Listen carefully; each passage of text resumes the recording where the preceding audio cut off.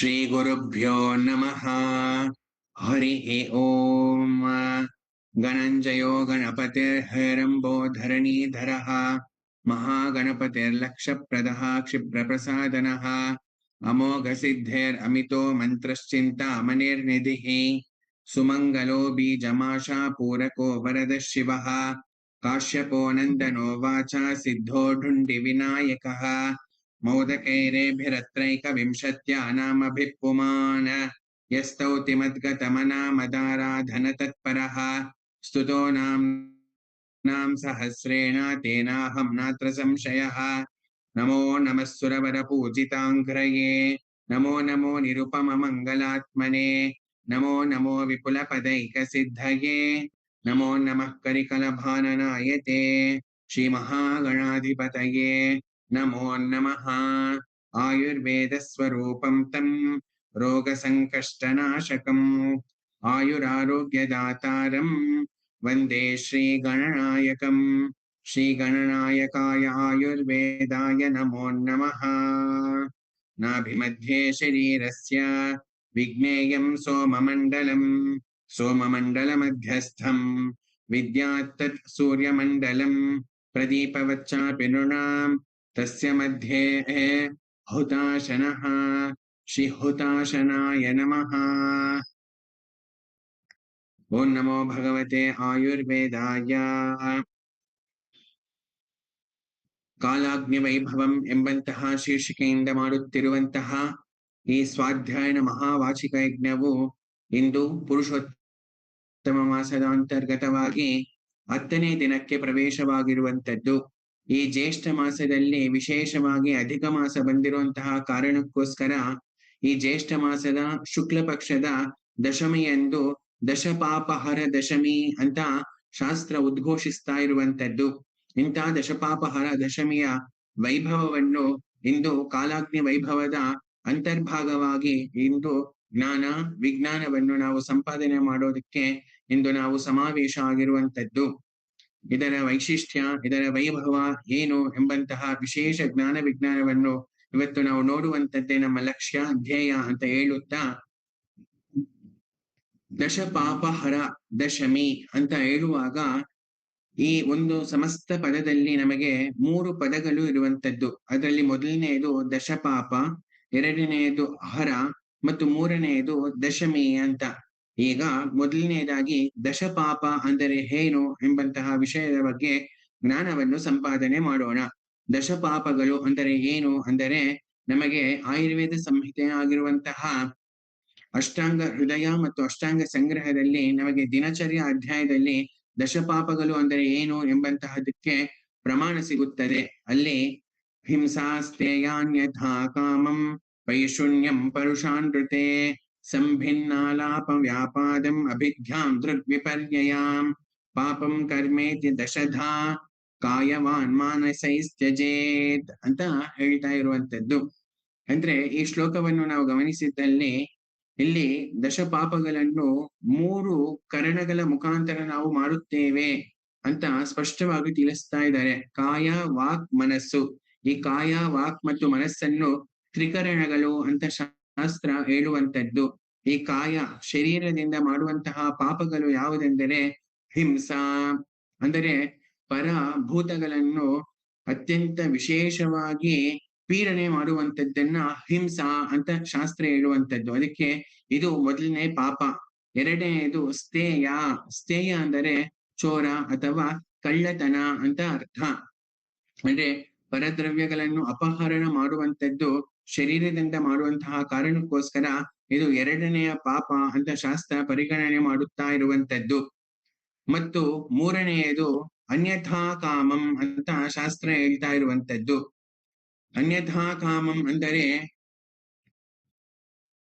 ಅನ್ಯಥಾ ಕಾಮ ಅಂದರೆ ಏನು ಎಂಬುದಕ್ಕೆ ನಮಗೆ ಪ್ರಮಾಣ ನಮಗೆ ಮತ್ತೆ ಸಿಗುವಂತದ್ದು ಅಗಮ್ಯಾಗಮನಂ ಅಂತ ಆಯುರ್ವೇದ ರಸಾಯನ ವ್ಯಾಖ್ಯಾನವು ನಮಗೆ ತಿಳಿಸಿದ್ದಲ್ಲಿ, ಮತ್ತು ಸರ್ವಾಂಗ ಸುಂದರವು ನಿಷಿದ್ಧ ಕಾಮಸೇವಾ ಪಶುಸ್ತ್ರೀ ಗುರುದಾರ ಗಮನಾದಿ ಅಂತ ಹೇಳ್ತಾ ಇರುವಂತದ್ದು.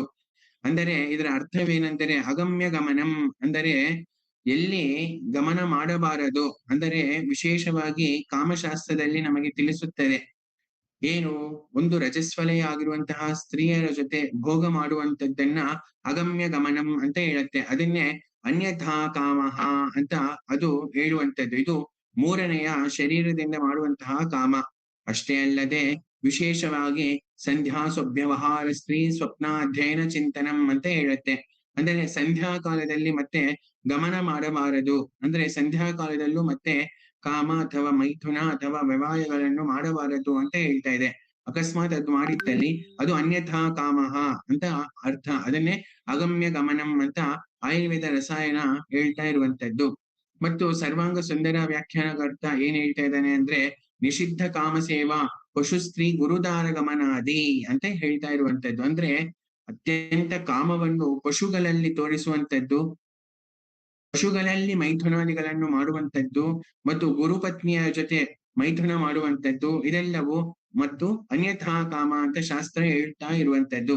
ಇದು ಮತ್ತೆ ಮೂರನೆಯ ಪಾಪಕರ್ಮ ಅಂತ ಶಾಸ್ತ್ರ ಪರಿಗಣನೆ ಮಾಡ್ತಾ ಇರುವಂತದ್ದು. ಇನ್ನ ಪೈಶೂನ್ಯಂ ಅನ್ನುವಂಥದ್ದು ನಾಲ್ಕನೇ ಪಾಪ. ಪೈಶೂನ್ಯಂ ಅಂದರೆ ಏನು ಅಂದರೆ ನಮಗೆ ಪ್ರಮಾಣ ಈ ರೀತಿ ಸಿಗುತ್ತದೆ. ಪರಸ್ಯ ಅಪ್ರತ್ಯಕ್ಷಂ ತದ್ದೋಷ ಕೀರ್ತನಂ ಅಂತ ಹೇಳ್ತಾ ಇರುವಂತದ್ದು. ಅಂದ್ರೆ ನೋಡಿ, ದಶಪಾಪಗಳಲ್ಲಿ ಮೊದಲನೇ ಪಾಪ ಕಾಯ, ಶರೀರದಿಂದ ಮಾಡುವಂತದ್ದು. ಆ ಶರೀರದಿಂದ ಮಾಡುವಂತಹ ಪಾಪಗಳು ಎಷ್ಟು? 10 ಪಾಪಗಳಲ್ಲಿ ಅಂದರೆ 3 ಪಾಪಗಳು ಶರೀರದಿಂದ ಮಾಡುವಂತದ್ದು. ಅದೇ ಹಿಂಸಾ, ಸ್ಥೇಯ ಮತ್ತು ಅನ್ಯಥಾ ಕಾಮ. ಇನ್ನ ಕಾಯ ವಾನ್, ಇನ್ನ ವಾಕ್ ಮುಖಾಂತರ ಮಾಡುವಂತಹ ಪಾಪಗಳು ಮುಂದೆ ಹೇಳಲ್ಪಡ್ತಾ ಇರುವಂತದ್ದು. ಅದೇ ಪೈಶೂನ್ಯಂ ಅಂತ ಹೇಳ್ತಾ ಇದೆ. ಪೈಶೂನ್ಯಂ ಅಂದರೆ ಏನಪ್ಪಾ ಅಂದರೆ ಪರಸ್ಯ ಅಪ್ರತ್ಯಕ್ಷಂ ತದ್ದೋಷ ಕೀರ್ತನಂ. ಒಬ್ಬ ವ್ಯಕ್ತಿ ಅಥವಾ ಒಬ್ಬ ಮನುಷ್ಯ ಇರ್ತಾನೆ, ಅವನು ಇಲ್ಲದೇ ಇರುವಂತಹ ಸಮಯದಲ್ಲಿ ಬೇರೆಯವರಿಗೆ ಅವನ ದೋಷಗಳ ಬಗ್ಗೆ ಕೀರ್ತನೆ ಮಾಡುವಂತದ್ದನ್ನ ಪೈಶೂನ್ಯಂ ಅಂತ ಹೇಳ್ತಾ ಇರುವಂತದ್ದು. ಇದು ಮತ್ತೆ ಒಂದು ಪಾಪಕರ್ಮ. ಬೇರೆಯವರ ಪಾಪಗಳನ್ನು, ಬೇರೆಯವರ ದೋಷಗಳನ್ನು ನಾವು ನಮ್ಮ ನಾಲಿಗೆ ಮುಖಾಂತರ ಮಾತನಾಡುವಂತದ್ದನ್ನ ಪೈಶೂನ್ಯ ಅಂತ ಹೇಳುತ್ತೆ. ಮತ್ತು ಅದು ದಶಪಾಪಗಳಲ್ಲಿ ಒಂದು ಮಹಾ ಪಾಪ ಅಂತ ಹೇಳ್ತಾ ಇರುವಂತದ್ದು. ಇನ್ನೊಂದು ಪ್ರಮಾಣ ಏನು ಪೈಶೂನ್ಯಂ ಅಂದರೆ ಪರೇಶಾಂ ಭೇದಕೃದ್ ವಚನಂ ಅಂತ ಹೇಳ್ತಾ ಇರುವಂತದ್ದು. ಅರುಣದತ್ತ ಸರ್ವಾಂಗ ಸುಂದರ ವ್ಯಾಖ್ಯಾನದಲ್ಲಿ ಪರೇಶಾಂ ಭೇದಕೃದ್ ವಚನಂ ಅಂದರೆ ಅರ್ಥ, ಇಬ್ರಿರ್ತಾರೆ, ಆ ಇಬ್ಬರಲ್ಲಿ ವೈಮನಸ್ಯವನ್ನು ಉತ್ಪತ್ತಿ ಮಾಡುವಂತಹ ರೀತಿ ಮಾತುಗಳನ್ನು ಮಾತನಾಡುವಂತದ್ದು ಪರೇಶಾಂ ಭೇದಕೃದ್ ವಚನಂ ಅಂತ ಹೇಳುತ್ತೆ. ಅಂದ್ರೆ ಆ ಇಬ್ರು ಅನ್ಯೋನ್ಯವಾಗಿರುವಂತದ್ದಕ್ಕೆ ಒಂದು ಕಲ್ಲು ಹಾಕುವಂತದ್ದು, ಅವರನ್ನ ವಿಯೋಗ ಮಾಡುವಂತಹ ರೀತಿ ಮಾತನಾಡುವಂತದ್ದು. ಉದಾಹರಣೆಗೆ ಇಬ್ಬರು ದಂಪತಿಗಳಿದ್ದಲ್ಲಿ ಒಂದು ದಂಪತಿಯ ಜೊತೆ ಅಥವಾ ಪುರುಷನ ಜೊತೆ ಇನ್ನೊಬ್ಬ ಬಂದ್ಬಿಟ್ಟು ಅಯ್ಯೋ ಅವಳಿಂಗೆ ಈ ರೀತಿ ಅಂತೆಲ್ಲ ಮಾಡಿದ್ದಲ್ಲಿ ಒಂದು ಸೌಮನಸ್ಯವೆಂಬಂತದ್ದು ದೂರ ಆಗಿ ಅವರಲ್ಲಿ ಭೇದ ಆಗುವಂತದ್ದು. ಇದನ್ನ ಪೈಶೂನ್ಯ ವಾಕ್ ಅಂತ ಹೇಳುತ್ತೆ. ಆ ರೀತಿ ಯಾರು ಮಾತನಾಡುತ್ತಾನೋ ಅವನು ಮಹಾ ಪಾಪ ಮಾಡಿರುವಂತಹ ರೀತಿ ಶಾಸ್ತ್ರ ಹೇಳುವಂತದ್ದು. ಇದನ್ನ ಪೈಶೂನ್ಯಂ ಅಂತ ವಾಕ್ಗೆ ಸಂಬಂಧಪಟ್ಟಿರುವಂತಹ ಪಾಪ ಅಂತ ಹೇಳ್ತಾ ಇರುವಂತದ್ದು. ಇನ್ನ ಎರಡನೆಯ ವಾಕ್ ಪಾಪ ಯಾವುದು ಅಂದರೆ ಪರುಷಂ. ಪರುಷಂ ಅಂದರೆ ಏನು ಅಂದ್ರೆ ಪ್ರತ್ಯಕ್ಷಂ ತದ್ದೋಷ ಕೀರ್ತನಂ ಅಂತ ಹೇಳ್ತಾ ಇರುವಂತದ್ದು. ಪೈಶೂನ್ಯಂ ಅಂದರೆ ಆ ಒಬ್ಬ ವ್ಯಕ್ತಿ ಇಲ್ಲದೆ ಇರುವಂತಹ ಸಮಯದಲ್ಲಿ ಕೀರ್ತನೆ ಮಾಡುವಂತದ್ದು ಪೈಶೂನ್ಯ ವಾಕ್. ಅಂದರೆ ಪರುಷ ಅಂದ್ರೆ ಏನು, ಅವನೊಬ್ಬ ಅಲ್ಲಿದ್ರೆ ಅವನು ಮುಂದೆನೆ ಮುಖಕ್ಕೆ ಹೊಡೆಯುವಂಗೆ ಪರುಷವಾಗಿ ಮಾತನಾಡುವಂತದ್ದನ್ನ ಪರುಷ ವಾಕ್ಯ ಅಂತ ಹೇಳುವಂತದ್ದು. ಅದಕ್ಕೆ ಇದನ್ನೆಲ್ಲ ಧಾರಣೆ ಮಾಡ್ಬೇಕು. ಅದು ಮತ್ತೆ ಮಹಾ ಪುಣ್ಯಕಾರಕ.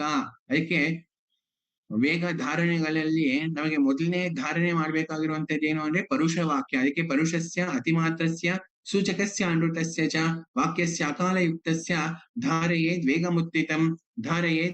ವೇಗಮುತ್ತಿತಂ ಅಂತ ಹೇಳುತ್ತೆ ಶಾಸ್ತ್ರ.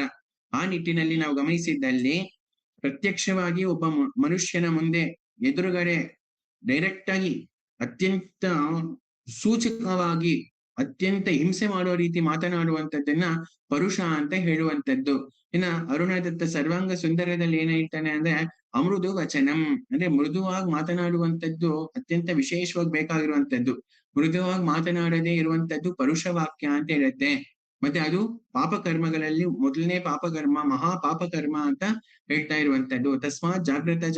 ಅದಕ್ಕೆ ಯಾವಾಗ್ಲೂ ಮೃದುವಾಗಿ ಸಂಭಾಷಣೆ ಮಾಡ್ಬೇಕು.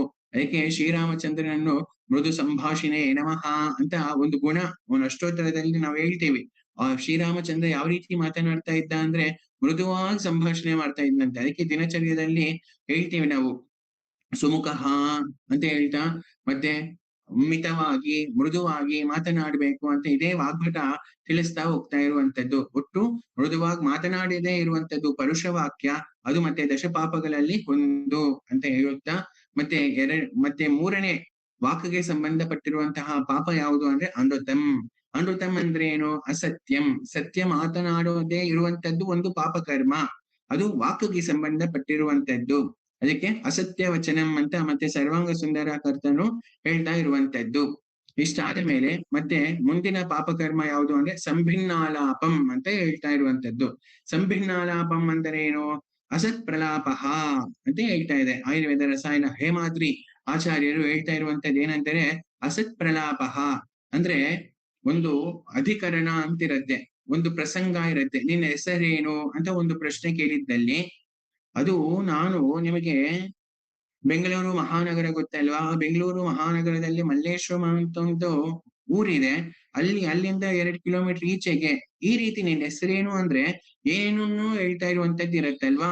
ಇದನ್ನ ಸಂಭಿನ್ನ ಆಲಾಪ ಅಂತ ಹೇಳತ್ತೆ. ಇದು ಈ ರೀತಿ ಏನೇನೋ ಪ್ರಲಾಪ ಮಾಡುವಂತದ್ದು ಮತ್ತೆ ಪಾಪಕರ್ಮ. ನಾಲ್ಗೆ ಇದೆ ಅಂತ ಏನೇನೋ ಮಾತನಾಡುವಂತದ್ದಲ್ಲ. ಜಿಹ್ವಾಗ್ರೆ ವರ್ತತೆ ಲಕ್ಷ್ಮಿ, ಜಿಹ್ವಾಗ್ರೆ ಮಿತ್ರ ಬಾಂಧವಾಹ, ಜಿಹ್ವಾಗ್ರೆ ಬಂಧನಂ ಪ್ರಾಪ್ತಃ, ಜಿಹ್ವಾಗ್ರೆ ಮರಣಂ ಧ್ರುವಂ ಅಂತ ಹೇಳುತ್ತೆ ಶಾಸ್ತ್ರ. ನಾಲ್ಗೆ ತುದಿಯಲ್ಲೇ ಸಮಸ್ತವೂ ಇರುವಂತದ್ದು. ತಸ್ಮಾತ್ ಯಾವಾಗ್ಲೂ ಮೃದುವಾಗಿ, ಅಲ್ಪವಾಗಿ, ಹಿತವಾಗಿ, ಮಿತವಾಗಿ ಮಾತನಾಡಬೇಕು, ಏನೇನೋ ಮಾತನಾಡಬಾರದು ಅಂತ ಹೇಳೋದಕ್ಕೋಸ್ಕರ ಸಂಭಿನ್ನ ಆಲಾಪವನ್ನು ಕೂಡ ಶಾಸ್ತ್ರ ಒಂದು ದಶಪಾಪಗಳಲ್ಲಿ ಪರಿಗಣನೆ ಮಾಡಿರುವಂತದ್ದು ಅಂತ ಹೇಳುತ್ತಾ, ಇನ್ನು ಸರ್ವಾಂಗ ಸುಂದರ ಏನ್ ಹೇಳ್ತಾನೆ ಸಂಭಿನ್ನಾಲಾಪಕ್ಕೆ ಅಂದ್ರೆ ಅಸಂಬಂಧ ಪ್ರಲಾಪಂ ಅಂತ ಹೇಳ್ತಾ ಇರುವಂತದ್ದು. ಅಂದ್ರೆ ಸಂಬಂಧನೇ ಇಲ್ಲುವಂತಹ ರೀತಿ ಏನೇನೋ ಮಾತನಾಡುವಂತದ್ದು ಇದೆಯಲ್ವಾ, ಅದು ಮತ್ತೆ ಸಂಭಿನ್ನಾಲಾಪ ಅಂತ ಶಾಸ್ತ್ರ ಇರುವಂತದ್ದು. ಮತ್ತೆ ಅದು ಆ ರೀತಿ ಮಾತನಾಡುವಂತದ್ದು ಮಹಾ ಪಾಪಕರ್ಮ ಅಂತ ಶಾಸ್ತ್ರ ಪರಿಗಣನೆ ಮಾಡ್ತಾ ಇರುವಂತದ್ದು. ಒಟ್ಟು ಇಲ್ಲಿವರೆಗೂ ದಶಪಾಪಗಳಲ್ಲಿ 7 ಪಾಪಗಳನ್ನು ನಾವು ನೋಡಿದ್ವಿ. 3 ಶರೀರಕ್ಕೆ ಸಂಬಂಧಪಟ್ಟಿರುವಂತದ್ದು, ಅದೇ ಹಿಂಸಾ, ಸ್ಥೇಯ ಮತ್ತೆ ಅನ್ಯಥಾ ಕಾಮ. ಇನ್ನ ವಾಕ್ಗೆ ಸಂಬಂಧಪಟ್ಟಿರುವಂತದ್ದು 4, ಅದು ಪೈಶೂನ್ಯ, ಪರುಷ, ಅನೃತ ಮತ್ತು ಸಂಭಿನ್ನ ಆಲಾಪ. ಇನ್ನ ಕೊನೆಯದಾಗಿ ಕಾಯವಾನ್ ಮಾನಸ, ಮನಸ್ಸಿಗೆ ಸಂಬಂಧಪಟ್ಟಿರುವಂತಹ ಪಾಪಗಳು ಯಾವುದು ಅಂದ್ರೆ ಒಟ್ಟು ಅದು 3 ಇರತ್ತೆ. ಯಾಕಂದ್ರೆ ದಶಪಾಪಗಳಲ್ಲಿ 3 + 4, 3 ಶರೀರಕ್ಕೆ, 4 ವಾಕ್ಗೆ ಸಂಬಂಧಪಟ್ಟಿರುವಂತದ್ದು. ಇಲ್ಲಿಗೆ 7 ಆಗೋಯ್ತು. ಒಟ್ಟು ಮನಸ್ಸಿಗೂ ಮತ್ತೆ 3 ಪಾಪಗಳನ್ನು ಶಾಸ್ತ್ರ ಹೇಳ್ತಾ ಇರುವಂತದ್ದು. ಆ 3 ಪಾಪಗಳು ಯಾವುದು ಅಂದರೆ ಮೊದಲನೇದು ವ್ಯಾಪಾದಂ ಅಂತ ಹೇಳ್ತಾ ಇದೆ. ವ್ಯಾಪಾದಂ ಅಂದರೆ ಏನು ಅಂದರೆ ಪರಾನಿಷ್ಠ ಚಿಂತನಂ ಅಂತ ಹೇಳ್ತಾ ಇರುವಂತದ್ದು, ಮತ್ತು ಪ್ರಾಣುಪಘಾತ ಚಿಂತಾ ಅಂತ ಇನ್ನೊಂದು ಪ್ರಮಾಣವು ಸಿಗುವಂತದ್ದು. ಒಟ್ಟು ಈ 2 ಅರ್ಥಗಳೇನೆಂದರೆ ಪರ ಅನಿಷ್ಟ ಚಿಂತನಂ, ಬೇರೆಯವರಿಗೆ ಅತ್ಯಂತ ತೊಂದರೆ ಆಗಲಿ ಅಂತ ಚಿಂತನೆ ಮಾಡುವಂತದ್ದು, ಬೇರೆಯವರಿಗೆ ಕೆಟ್ಟದನ್ನು ಬಯಸುವಂತದ್ದು ಮನಸ್ಸಿನಲ್ಲಿ, ಅದನ್ನು ವ್ಯಾಪಾದಂ ಅಂತ ಹೇಳುತ್ತೆ. ಅದು ಮಹಾ ಪಾಪಕರ್ಮ. ಅದಕ್ಕೆ ಇವತ್ತಿಗೂ ಬೇರೆಯವರಿಗೆ ಹಿಂಸೆಯನ್ನು, ಬೇರೆಯವರಿಗೆ ಕೇಡನ್ನು ಬಯಸಬಾರದು. ಅದಕ್ಕೆ ಚರಕ ಚಿಕಿತ್ಸಾ ಸ್ಥಾನದಲ್ಲಿ ಆಯುರ್ವೇದ ರಸಾಯನ ಪಾದದಲ್ಲಿ ಹೇಳ್ತಾನೆ ಏನಂತ, ನಾಭಿಧ್ಯಾಯೇ ನ ಚಾಕ್ರೋಶೇತ್ ಅಹಿತಂ ನ ಸಮಾಚರೇತ್, ಅಹಿತಂ ನ ಸಮಾಚರೇತ್ ಅಂತ ಹೇಳ್ತಾನೆ. ಅಂದ್ರೆ ಯಾವತ್ತಿಗೂ ಬೇರೆಯವರಿಗೆ ಉಪಕಾರ ಮಾಡೋದಕ್ಕಾಗೋದಿಲ್ವಾ, ಅಪಕಾರನಷ್ಟು ಮಾಡ್ಲೇಬೇಡ ಅಂತ ಹೇಳುವಾಗ ವ್ಯಾಪಾದಂ ಅಂದರೆ ಬೇರೆಯವರಿಗೆ ಪ್ರಾಣುಪಘಾತ ಚಿಂತ, ಬೇರೆಯವರು ಸತ್ತೋಗ್ಲಿ ಅಂತ ಶಪಿಸುವಂತದ್ದು, ಇಂಥ ಇತ್ಯಾದಿಗಳೆಲ್ಲ ನಾವು ನೋಡ್ತೀವಲ್ವಾ, ಅದೆಲ್ಲ ಮಹಾಪಾಪಗಳು ಅಂತ ಹೇಳ್ತಾ ಇರುವಂತದ್ದು. ಆ ಪಾಪಕ್ಕೆ ಹೆಸರು ವ್ಯಾಪಾದಂ ಅಂತ ಹೇಳುವಂತದ್ದು ಅಂತ ಹೇಳುತ್ತಾ, ಮುಂದೆ ಇದು ಅಭಿಧ್ಯಾ ಅಂತ 2ನೇ ಪಾಪ, ಮನಸ್ಸಿಗೆ ಸಂಬಂಧಪಟ್ಟಿರುವಂತದ್ದು. 9ನೇ ಪಾಪಕರ್ಮ ದಶಮಹಾಪಾಪಗಳಲ್ಲಿ ಅಂತ ಹೇಳ್ತಾ, ಏನಿದು ಅಭಿಧ್ಯಾ ಅಂದ್ರೆ ಪರಸ್ವ ಅಪಹರಣೇಚ್ಛ ಅಂತ ಹೇಳ್ತಾ ಇದೆ. ಮತ್ತು ಪರಗುಣಾದ್ ಅಸಹಿಷ್ಣುತ, ಇದನ್ನ ಅಭಿಧ್ಯಾ ಅಂತ ಹೇಳಂತೆ.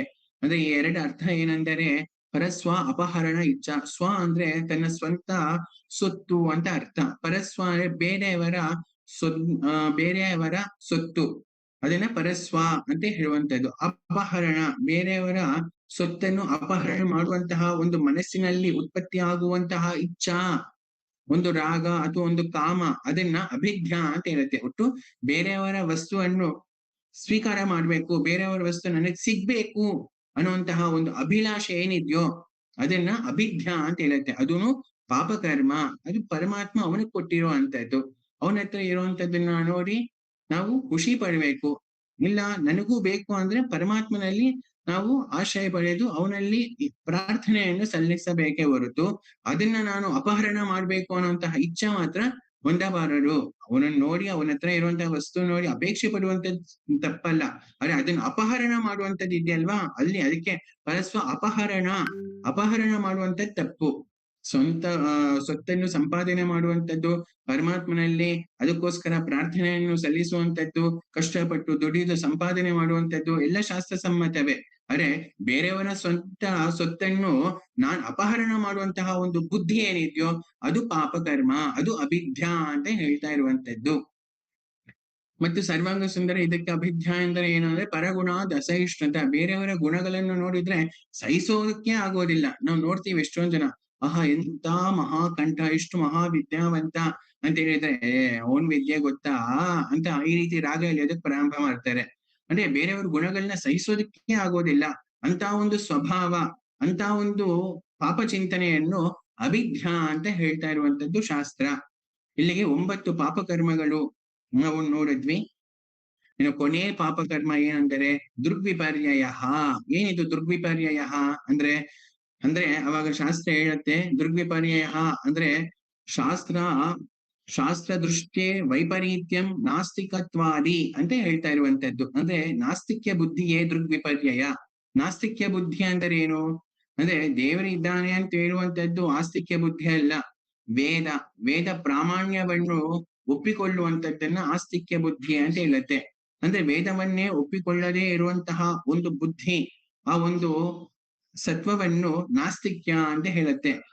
ಅಸ್ತಿ ಇದೆ, ಏನಿದೆ ವೇದವೆಂಬುವಂಥದ್ದು ಒಬ್ಬ ಇದ್ದಾನೆ, ವೇದದಲ್ಲಿ ಉದ್ಘೋಷಿಸ್ತಾ ಇರುವಂತಹ ಒಬ್ಬ ಪರಮಾತ್ಮ ಇದ್ದಾನೆ, ಈ ಇಹ ಜನ್ಮ ಇದೆ, ಪರಜನ್ಮ ಇದೆ, ಮೋಕ್ಷವೆಂಬುವಂಥದ್ದು ಇದೆ ಅಂತ ಇಂತಹ ತತ್ವಗಳನ್ನು ಇದೆ ಅಂತ ಒಪ್ಪಿಕೊಳ್ಳುವಂಥದ್ದು ಅಸ್ತಿ, ಇದೆ ಅಂತ ಒಪ್ಪಿಕೊಳ್ಳುವಂಥದ್ದು ಆಸ್ತಿಕ್ಯ ಬುದ್ಧಿ.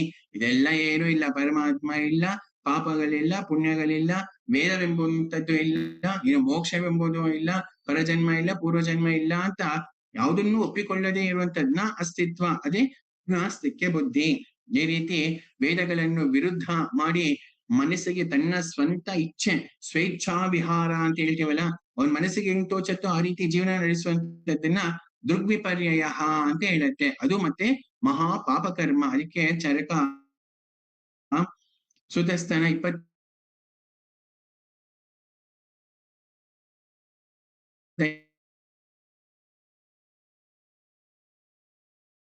25ನೇ ಅಧ್ಯಾಯದ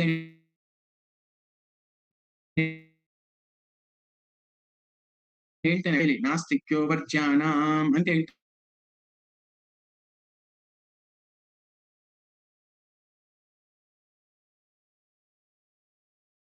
ವರ್ಜಿಸ್ಬೇಕ ವ್ಯಾಪಾದಂ ಅಭಿಧ್ಯ ಮತ್ತು ದೃಗ್ವಿ. ಜೀವನದಲ್ಲಿ ಯಾವುದೋ ಒಂದನ್ನು ಆಚರಣೆ ಮಾಡ್ತಾ ಇರ್ತೀವಿ, ಅದನ್ನೆಲ್ಲಾನು ನಿವಾರಣೆ ಮಾಡುವಂತದ್ದು ಇವತ್ತು ಅದೇ ದಶಪಾಪಹರ ದಶಮಿ. ಇಂಥ ಮಹಾಪಾಪಗಳನ್ನು ಹರ ಅಂದ್ರೆ ಸಂಹಾರ ಅಂತ ಅರ್ಥ. ಇಂಥ ದಶಮಹಾಪಾಪಗಳು ನಾವ್ ಏನ್ ಮಾಡಿರ್ತೀವೋ ಆ ಪಾಪದ ಫಲವನ್ನು ಹರಣೆ ಮಾಡುವಂತಹ ಮಹಾ ತಿಥಿಯೇ ದಶಮಿ ತಿಥಿ.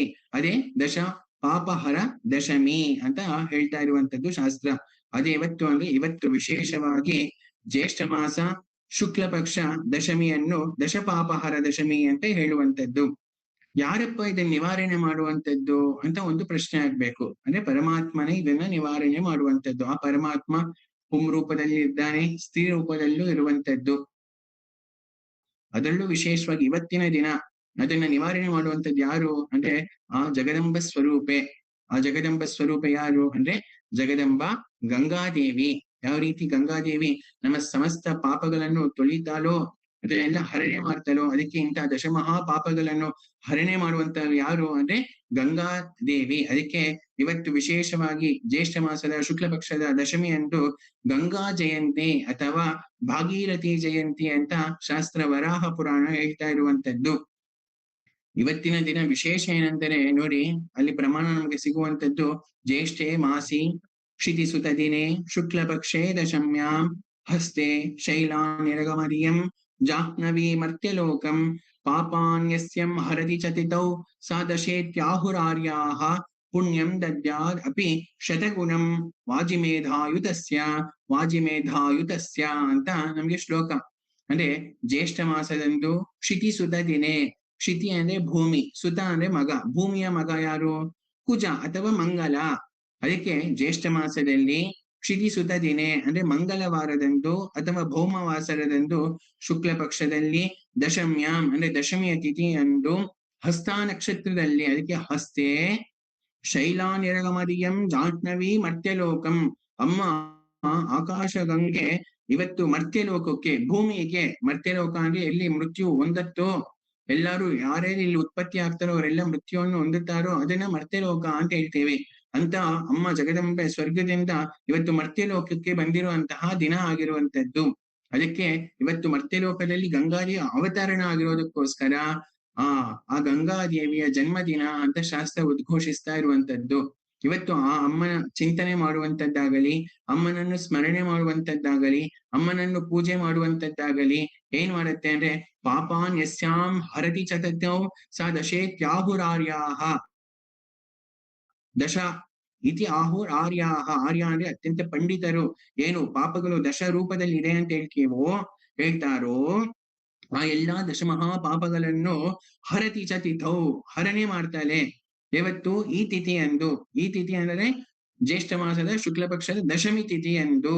ಮತ್ತು ಎಲ್ಲ ಹರಣೆ ಮಾಡಿದ್ರೆ ಸಾಕ ಅಂದ್ರೆ ಪುಣ್ಯವೂ ನಮಗ್ ಸಿಗ್ಬೇಕು. ಅದಕ್ಕೆ ಆ ದಶಮಹಾ ಪಾಪಗಳನ್ನು ಹರಣೆ ಮಾಡಿ ಪುಣ್ಯಾಂ ದದ್ಯಾದಪಿ ಚ ಶತಗುಣಂ ಅಂತ ಹೇಳ್ತಾ ಇರುವಂತದ್ದು. ಅಂದ್ರೆ ಪುಣ್ಯಗಳನ್ನು ಕೊಡ್ತಾಳಂತೆ. ಎಷ್ಟು ಕೊಡ್ತಾಳೆ ಅಂದ್ರೆ ಶತಗುಣಂ 100 ಪಟ್ಟು ಪುಣ್ಯಗಳನ್ನ ಕೊಡ್ತಾಳೆ. ಮತ್ತು ವಾಜಿಮೇಧಾಯುತಸ್ಯ, ವಾಜಿಮೇಧ ಅಂದ್ರೆ ವಾಜಿ ಅಂದ್ರೆ ಅಶ್ವ ಅಂತ, ಅಶ್ವಮೇಧ ಯಾಗ ಮಾಡಿದ್ರೆ ಎಷ್ಟು ಪುಣ್ಯ ಫಲ ಬರುತ್ತದೋ ಅದಕ್ಕೆ 100ರಷ್ಟು ಫಲವನ್ನು ಅಮ್ಮ ಜಗದಂಬೆ ಎಂದು ಕೊಡುವಂತದ್ದು.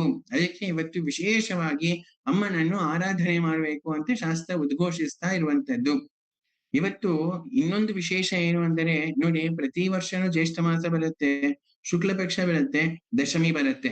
ಆದ್ರೆ ಈ ಜ್ಯೇಷ್ಠ ಮಾಸ ಶುಕ್ಲ ಪಕ್ಷ ದಶಮಿ ಯಾವುದೇ ಒಂದು ವಾರದಲ್ಲಿ ಬರ್ಬೋದು. ಅದು ಭಾನುವಾರ ಬರ್ಬೋದು, ಸೋಮವಾರ ಬರ್ಬೋದು, ಮಂಗಳವಾರ, ಬುಧವಾರ, ಗುರುವಾರ, ಶುಕ್ರವಾರ, ಶನಿವಾರ ಬರ್ಬೋದು. ಮತ್ತು ಈ ದಶಮಿಯ ತಿಥಿಯಂದು ಹಸ್ತ ನಕ್ಷತ್ರನೇ ಇರ್ಬೇಕು ಅಂತ ಏನೂ ಇಲ್ಲ. ಅದು ಅಶ್ವಿನಿ, ಭರಣಿ, ಕೃತಿಕಾ, ಮೃಗಶಿರ ಇತ್ಯಾದಿ ಎಲ್ಲಾ ನಕ್ಷತ್ರಗಳು ಆಗಿರ್ಬೋದು. ಆದ್ರೆ ಈ ವರ್ಷ ಅಧಿಕ ಮಾಸ ಜ್ಯೇಷ್ಠ ಮಾಸದಲ್ಲಿ ಬಂದಿರುವಂತಹ ಈ ಶುಕ್ಲ ಪಕ್ಷದ ದಶಮಿ ಕ್ಷಿತಿಸುತ ದಿನೇನೆ ಬಂದಿದೆ, ಅಂದ್ರೆ ಮಂಗಳವಾರನೇ ಬಂದಿದೆ. ಇದು ಮತ್ತೆ ಒಂದು ವಿಶೇಷ ಯೋಗ. ಮತ್ತು ಇವತ್ತು ಯಾವ ನಕ್ಷತ್ರ ಅಪ್ಪ ಅಂದ್ರೆ ಇವತ್ತು ಹಸ್ತ ನಕ್ಷತ್ರನೇ ಇದೆ. ಆಹಾ, ಇದನ್ನ ಅಲಭ್ಯ ಯೋಗ ಅಂತ ಹೇಳುತ್ತೆ ಶಾಸ್ತ್ರ. ಅಂದ್ರೆ ಯಾವಾಗ್ಲೂ ಸಿಗೋದಿಲ್ಲ, ಅತ್ಯಂತ ವಿರಳ ಇಂಥದ್ದು ಸಿಗುವಂತದ್ದು. ಅಂದ್ರೆ ಅಮ್ಮ ಯಾವತ್ತು ಎಂತ ನಕ್ಷತ್ರ, ಎಂತ ತಿಥಿ ಮತ್ತು ಎಂತ ಪಕ್ಷದಲ್ಲಿ ಬಂದಿದ್ಲೋ ಆ ವಾರಾನೇ ಇವತ್ತು ನಮಗೆ ಈ ಸಂವತ್ಸರ ಸಿಕ್ಕಿರುವಂತದ್ದು. ಇದನ್ನ ಅತ್ಯಂತ ದುರ್ಲಭ ಅಂತ ಹೇಳುತ್ತೆ. ಇವತ್ತು ನಮಗೆ ಸಿಕ್ಕಿರುವಂತದ್ದು ಎಷ್ಟೋ ಜನ್ಮದ ಪುಣ್ಯ ವಿಶೇಷ. ಅದರಲ್ಲೂ ಇಂಥ ಮಹಾಪುಣ್ಯ ತಿಥಿ ಎಂದು ನಾವು ಅಮ್ಮನನ್ನು ಸ್ಮರಣೆ ಮಾಡ್ತಾ ಇದ್ದೀವಿ ಅಂದ್ರೆ ಇದು ಕೇವಲ ಅಮ್ಮನ ಕೃಪಾ ಕಟಾಕ್ಷ. ಕೇವಲ ಕೃಪಾ ಕಟಾಕ್ಷ ಅಲ್ಲ, ಅದು ನಿರ್ಹೇತುಕ ಕೃಪಾ ಕಟಾಕ್ಷ ಅಂತ ಹೇಳುತ್ತಾ ಆ ಗಂಗಾದೇವಿಯ ಚರಣಾರವಿಂದಗಳಿಗೆ ನಮಸ್ಕಾರಗಳನ್ನು ಸಲ್ಲಿಸುತ್ತಾ ಈಗ ಗಂಗಾದೇವಿಯ ತತ್ವಗಳನ್ನು ನೋಡ್ತಾ ಹೋಗೋಣ ಅಂತ ಹೇಳಿ, ಗಂಗಾದೇವಿಯನ್ನು ಧ್ಯಾನ ಮಾಡ್ಬೇಕು ಅಂತ ಭವಿಷ್ಯೋತ್ತರ ಪುರಾಣ ಹೇಳ್ತಾ ಇರುವಂತದ್ದು. ಯಾವ ರೀತಿ ಧ್ಯಾನ ಮಾಡ್ಬೇಕಪ್ಪ ಗಂಗಾದೇವಿಯನ್ನು ಅಂದರೆ, ಚತುರ್ಭುಜಾಂ ತ್ರಿನೇತ್ರಾಂಚ ಸರ್ವಾವಯವ ಭೂಷಿತಾಂ ರತ್ನಕುಂಭಾಂ ಸಿತಾಂ ಭೋಜಾಂ ವರದಾಂ ಅಭಯಪ್ರದಾಂ ಶ್ವೇತವಸ್ತ್ರ ಪರಿಧಾನಾಂ ಮುಕ್ತಾಮಣಿ ವಿಭೂಷಿತಾಂ ತತೋ ಧ್ಯಾಯೇ ಸ್ವರೂಪಾಂ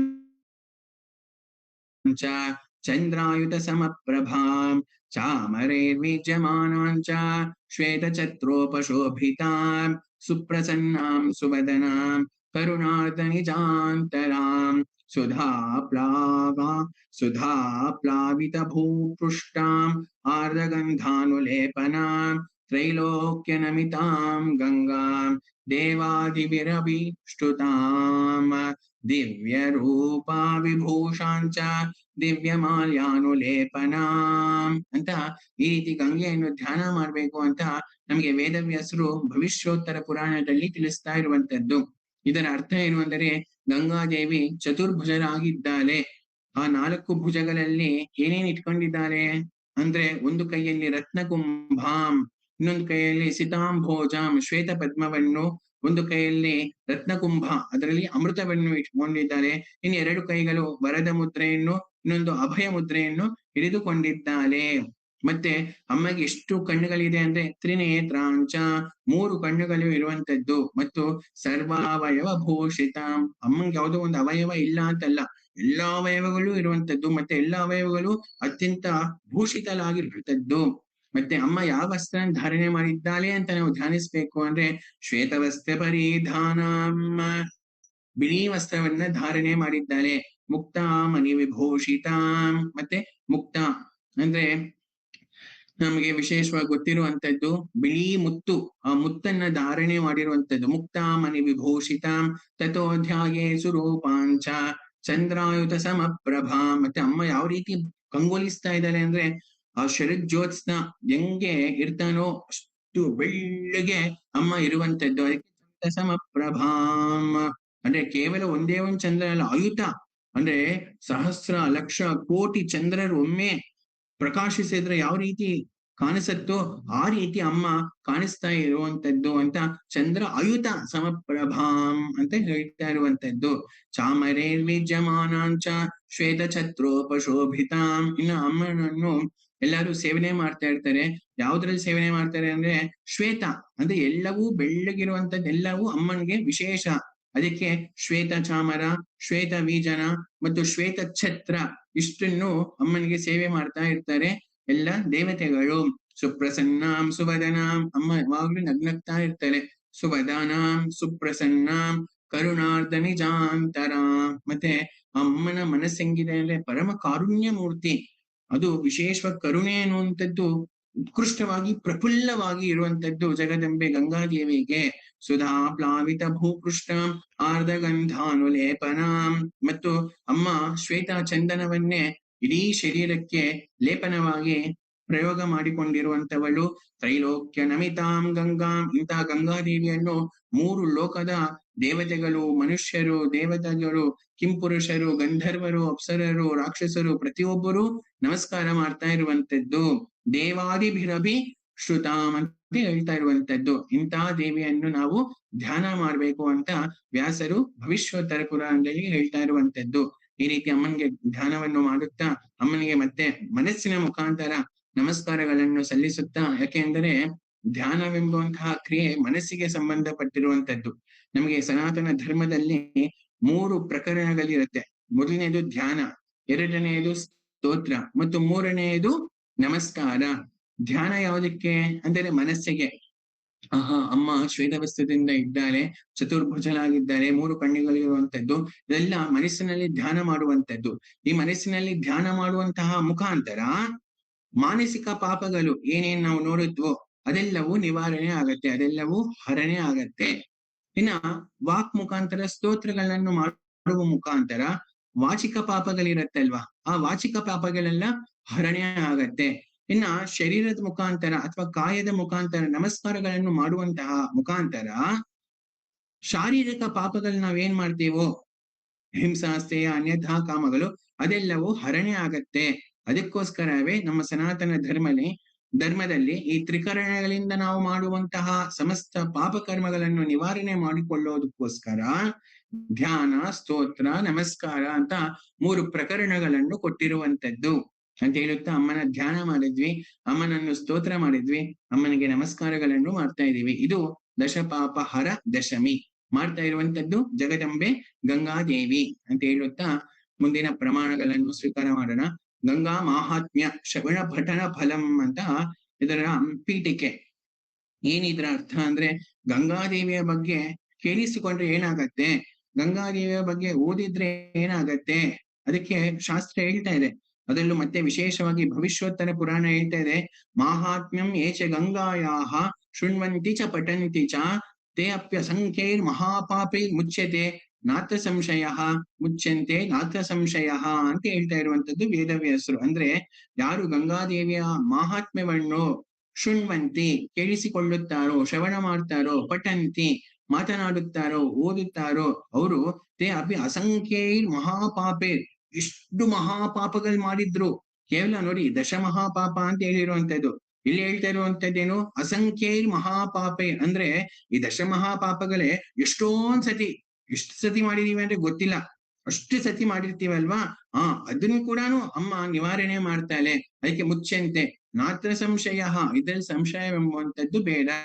ಅದಕ್ಕೆ ಇವತ್ತು ದಶಪಾಪಹಾರ ದಶಮಿ ಅಂದು ಗಂಗಾದೇವಿಯನ್ನು ನಾವು ಪಠನ ಮತ್ತು ಶ್ರವಣ ಮಾಡ್ತಾ ಇರುವಂತದ್ದು. ಗೊತ್ತಾಗ್ತಾ ಇದ್ಯಾ? ಇಷ್ಟು ಪ್ರಮಾಣಗಳು ಇರುವಂತದ್ದು ಅಂತ ತಿಳಿಸುತ್ತಾ, ಮತ್ತೆ ಗಂಗಾಯ ಸ್ಮರಣ ಫಲಂ, ಇಷ್ಟು ಸತಿ ಗಂಗಾ ಗಂಗಾ ಅಂತ ಸ್ಮರಣೆ ಮಾಡ್ತಾ ಇದೀವಿ, ಇಷ್ಟು ಸತಿ ಗಂಗಾ ಗಂಗಾ ಅಂತ ಶ್ರವಣ ಮಾಡ್ತಾ ಇದೀವಿ, ಏನಪ್ಪಾ ಏನಾಗೋಗುತ್ತೆ ಅಂದ್ರೆ ಅಲ್ಲಿ ಹೇಳ್ತಾರೆ, ಗಚ್ಚನ್ ಶಿಷ್ಟನ್ ಸ್ವಪನ್ ಧ್ಯಾಯನ್ ಜಾಗ್ರತ್ ಭುಂಜನ್ ಶ್ವಸನ್ ವದನ್ ಯಸ್ಮರೇತ್ ಸತತಂ ಗಂಗಾಂ ಸಚಮುಚ್ಚೇತ ಬಂಧನಾತ್ ಸಚಮುಚ್ಚೇತ ಬಂಧನಾತ್ ಭವನಾನಿ ವಿಚಿತ್ರಾಣಿ ವಿಚಿತ್ರಾಭರಣಾ ಸ್ತ್ರಿಯಃ ಆರೋಗ್ಯಂ ವಿತ್ತ ಸಂಪತ್ತಿರ್ ಗಂಗಾ ಸ್ಮರಣಜಂ ಫಲಂ ಗಂಗಾ ಸ್ಮರಣಜಂ ಫಲಂ ಅಂತ ಹೇಳ್ತಾ ಇರುವಂತದ್ದು. ಅಂದ್ರೆ ಯಾರು ಗಂಗಾ ಗಂಗಾ ಅಂತ ಸ್ಮರಣೆ ಮಾಡ್ತಾರೋ, ಯಾವಾಗ ಯಾವಾಗ ಸ್ಮರಣೆ ಮಾಡ್ಬೇಕು ಅನ್ನೋದನ್ನು ಶಾಸ್ತ್ರ ಹೇಳ್ತಾ ಇದೆ. ಯಾವಾಗ ಯಾವಾಗ ಸ್ಮರಣೆ ಮಾಡ್ಬೇಕಪ್ಪ ಅಂದ್ರೆ, ಗಚ್ಚನ್ ನಡ್ಕೊಂಡು ಹೋಗ್ತಾ ಇರುವಾಗ ಗಂಗಾ ಗಂಗಾ ಗಂಗಾ ಅಂತ ನಡ್ಕೊಂಡು ಹೋಗ್ಬೇಕಂತೆ. ತಿಷ್ಟನ್ ನಿಂತ್ಕೊಂಡಿದ್ರೆ ಏನ್ ಮಾಡ್ಬೇಕು, ಗಂಗಾ ಗಂಗಾ ಅಂತ ಸ್ಮರಣೆ ಮಾಡ್ಬೇಕಂತೆ. ಸ್ವಪನ್ ನಿದ್ದೆಗೆ ಹೋಗ್ತಾ ಇರುವಾಗ ಮಲ್ಗಿದ್ರು ಗಂಗಾ ಗಂಗಾ ಗಂಗಾ ಅಂತ ಸ್ಮರಣೆ ಮಾಡ್ಬೇಕಂತೆ. ಧ್ಯಾಯನ್ ಧ್ಯಾನ ಮಾಡುವಾಗ ಯಾರನ್ನ ಸ್ಮರಣೆ ಧ್ಯಾನ ಎಸ್ಬೇಕು ಅಂದ್ರೆ ಗಂಗೆಯನ್ನೇ ಸ್ಮರಣೆ ಮಾಡಿ ಧ್ಯಾನ ಮಾಡ್ಬೇಕಂತೆ. ಜಾಗ್ರತ್ ಇನ್ನೇ ಎಚ್ಚರಿಕೆಯಾಗಿ ಇರ್ತೇವೆ, ಏನೋ ಒಂದ್ ಕೆಲಸ ಮಾಡ್ತಾ ಇರ್ತೀವಿ, ಅವಾಗ ಏನ್ ಮಾಡ್ಬೇಕು, ಗಂಗಾ ಅಂತ ಸ್ಮರಣೆ ಮಾಡ್ಬೇಕಂತೆ. ಭುಂಜನ್ ತಿನ್ನುವಾಗ ಗಂಗಾ, ಶ್ವಸನ್ ಉಸಿರಾಡ್ತಾ ಇರ್ತೀವಲ್ವಾ, ಉಸಿರಾಡುವಾಗ ಏನ್ ಮಾಡ್ಬೇಕು, ಗಂಗೆಯನ್ನೇ ಸ್ಮರಣೆ ಮಾಡ್ಬೇಕು. ವದನ್ ಮಾತನಾಡಿದ್ರೆ ಗಂಗಾ ಬಗ್ಗೆ ಮಾತನಾಡ್ಬೇಕು, ಅದು ವದನ್. ಯಸ್ಮರೇ ಸತತಂ ಗಂಗಾ, ಈ ರೀತಿ ಸತತಂ ಯಾವಾಗ್ಲೂ ಗಂಗೆಯನ್ನೇ ಸ್ಮರಣೆ ಮಾಡಿದ್ರೆ ಅವನು ಏನಾಗ್ತಾನೆ, ಸಚಮುಚ್ಚೇತ ಬಂಧನಾತ, ಈ ಸಂಸಾರ ಬಂಧನದಿಂದ ಅವನು ಮುಕ್ತನಾಗುತ್ತಾನೆ. ಮುಕ್ತನಾಗುತ್ತಾನೆ ಅಂದಲ್ಲೇ ಮೋಕ್ಷವನ್ನು ಅವನು ಸಂಪಾದನೆ ಮಾಡುತ್ತಾನೆ ಅಂತ ಅರ್ಥ. ಅಂದ್ರೆ ಮೋಕ್ಷದಾಯಿನಿ ಜಗದಂಬೆ ಗಂಗಾದೇವಿ ಅನ್ನುವಂಥದ್ದು ಇದರ ಅರ್ಥ. ಇನ್ನ ಗಂಗೆಯನ್ನು ಸ್ಮರಣೆ ಮಾಡಿದ್ರೆ ಐಹಿಕ ಸುಖಗಳು ಸಿಗುವಂತದ್ದು. ಏನೇನ್ ಸಿಗತ್ತೆ, ಭವನಾನಿ ದೊಡ್ಡ ದೊಡ್ಡ ಅರಮನೆಗಳು ಮನೆಗಳು ಎಲ್ಲ ಸಿಗತ್ತಂತೆ. ವಿಚಿತ್ರಾಣಿ ಅದ್ ನಾವು ಊಹಿಸಕ್ಕೂ ಆಗೋದಿಲ್ವಂತೆ, ಅಂತ ಭವನಗಳು ಸಿಗತ್ತಂತೆ. ವಿಚಿತ್ರ ಆಭರಣ ಸ್ತ್ರೀಯ, ಆಭರಣಗಳೆಲ್ಲಾನು ಸಿಗತ್ತಂತೆ. ಮತ್ತೆ ಆರೋಗ್ಯಂ, ವಿಶೇಷವಾಗಿ ಆರೋಗ್ಯ ಎಂಬುವಂಥದ್ದು ಸಿಗತ್ತೆ ಗಂಗೆಯನ್ನು ಸ್ಮರಣೆ ಮಾಡಿದ್ರೆ. ವಿತ್ತ ಸಂಪತ್ತಿರ್, ಮತ್ತೆ ಸಂಪತ್ತು ಸಿಗತ್ತೆ. ಇದು ಗಂಗಾ ಸ್ಮರಣಜಂ ಫಲಂ, ಗಂಗಾ ಸ್ಮರಣಜಂ ಫಲಂ, ಗಂಗೆಯನ್ನು ಸ್ಮರಣ ಮಾಡಿರುವಂತಹ ಕಾರಣಕ್ಕೋಸ್ಕರ ನಮ್ಗೆ ಇಷ್ಟು ಸಿಗತ್ತೆ ಅಂತ ಮತ್ತೆ ವ್ಯಾಸರು ತಿಳಿಸ್ತಾ ಇರುವಂತದ್ದು. ಮತ್ತೆ ಇನ್ನ ಒಂದ್ ಕಡೆ ಹೇಳ್ತಾರೆ, ಗಂಗಾ ಗಂಗೇತಿ ಯೋ ಬ್ರೂಯಾತ್ ಯೋಜನಾನಾಂ ಶತೇರಪಿ ಮುಚ್ಯತೆ ಸರ್ವ ಪಾಪೇಭ್ಯ ವಿಷ್ಣು ಲೋಕಂ ಸಗಚ್ಚತಿ ಅಂತ ಇನ್ನೊಂದು ಪ್ರಮಾಣ ಇದೆ. ಅಂದ್ರೆ ಯಾರು ಗಂಗಾ ಗಂಗೇತಿ ಯೋ ಬ್ರೂಯಾತ್, ಯಾರು ಯೋ ಅಂದ್ರೆ ಯಾರು ಗಂಗಾ ಗಂಗಾ ಗಂಗಾ ಅಂತ ಬ್ರೂಯಾತ್ ಮಾತನಾಡ್ತಾ ಇರ್ತಾರೋ ಹೇಳ್ತಾ ಇರ್ತಾರೋ, ಯೋಜನಾನಾಂ ಶತೈರಪಿ, ಗಂಗಾ ಸನ್ನಿಧಿಯಲ್ಲೇ ಹೇಳ್ಬೇಕು ಅಂತಿಲ್ಲ, ಅವರು 100 ಯೋಜನೆಗಳು ದೂರ ಇದ್ರೂ ಕೂಡ ಗಂಗಾ ನದಿಯಿಂದ ಅಥವಾ ಗಂಗೆಯಿಂದ ಮುಚ್ಚತೆ ಸರ್ವ ಪಾಪೇಭ್ಯ, ಸರ್ವ ಪಾಪಗಳಿಂದನೂ ಅವನು ಮುಕ್ತನಾಗುತ್ತಾನೆ. ವಿಷ್ಣು ಲೋಕಂ ಸ ಗಚ್ಚತಿ, ಅಂದ್ರೆ ವಿಯತ್ ವಿಷ್ಣು ಪದಂ ಅಂತ ಏನ್ ಶಾಸ್ತ್ರ ಹೇಳುತ್ತೋ ಅಂತ ಮೋಕ್ಷವನ್ನು ಅವನಿಗೆ ದಯಪಾಲಿಸ್ತಾರೆ ಅಮ್ಮ ಜಗದಂಬೆ ಗಂಗಾ. ನೋಡಿದ್ರ, ಇಷ್ಟು ತಿಳಿಸುತ್ತಾ ಈಗ ಮತ್ತೆ ಬ್ರಹ್ಮಾಂಡ ಪುರಾಣದಲ್ಲೂ ಆತ್ಮೀಯದ ಬಗ್ಗೆ ನಮಗೆ ಪ್ರಮಾಣ ಸಿಗುವಂತದ್ದು. ಅಲ್ಲಿ ಏನನ್ ಸಿಗತ್ತೆ ಅಂದ್ರೆ, ದೃಷ್ಟಾತು ಹರತೆ ಪಾಪಂ ಸ್ಪೃಷ್ಟಾತು ತ್ರಿದಿವಂ ನಯೇತ ಪ್ರಸಂಗೇನಾಪಿ ಯಾ ಗಂಗಾ ಮೋಕ್ಷದ ತ್ವವಗಾಹಿತ ಮೋಕ್ಷದ ತ್ವವಗಾಹಿತ ಅಂತ ಹೇಳ್ತಾ ಇರುವಂತದ್ದು. ಅಂದ್ರೆ ಯಾರು ಗಂಗೆ ದೃಷ್ಟ ನೋಡ್ತಾರೋ ಅದು ಪಾಪಗಳನ್ನೆಲ್ಲಾನು ನಿವಾರಣೆ ಮಾಡ್ತಾಳಂತೆ ಗಂಗಾದೇವಿ. ಸ್ಪೃಷ್ಟಾತು ತ್ರಿದಿವಂ ನಯೇತ, ಇನ್ನ ಗಂಗೆ ಜಲವನ್ನು ಗಂಗಾ ಜಲವನ್ನು ಯಾರು ಸ್ಪೃಷ್ಟ ಮುಟ್ಟುತ್ತಾರೋ ಸ್ನಾನ ಮಾಡ್ತಾರೋ ಅದರಲ್ಲಿ ತ್ರಿದಿವಂ ನಯೇತ, 3 ಲೋಕಗಳನ್ನು ಪ್ರವೇಶ ಮಾಡಿದಷ್ಟು ಪುಣ್ಯ ಫಲ ಸಿಗತ್ತಂತೆ. ಪ್ರಸಂಗೇನಾಪಿಯ ಗಂಗಾ, ಇನ್ನ ಮಾತನಾಡ್ತಾ ಇರುವಾಗ ಗಂಗೆ ಬಗ್ಗೆನೇ ಮಾತನಾಡ್ತಾ ಇದ್ರೆ ಕೇಳಿಸ್ಕೊಳ್ತಾ ಇದ್ರೆ ಅವಾಗ ಮೋಕ್ಷದ ತ್ವವಗಾಹಿತ, ಮೋಕ್ಷವನ್ನೇ ಕೊಟ್ಬಿಡ್ತಾಳಂತೆ ಅಮ್ಮ ಜಗದಂಬೆ ಗಂಗಾ ಅಂತ ವ್ಯಾಸರು ಬ್ರಹ್ಮಾಂಡ ಪುರಾಣದಲ್ಲಿ ಮತ್ತೆ ಅಗ್ನಿ ಪುರಾಣದಲ್ಲಿ ತಿಳಿಸ್ತಾ ಇರುವಂತದ್ದು ಅಂತ ಹೇಳಿ. ಮತ್ತೆ ಭವಿಷ್ಯೋತ್ತರ ಪುರಾಣದಲ್ಲಿ ಮತ್ತೊಂದು ಪ್ರಮಾಣ ಇದೆ, ಯತ್ಫಲಂ ಜಾಯತೆ ಪುಂಸಾಂ ದರ್ಶನಾತ್ ಪರಮಾತ್ಮನಃ ತದ್ಭವೇ ದೇವ ಗಂಗಾಯ ದರ್ಶನೆ ಭಕ್ತಿ ಭಾವತಃ.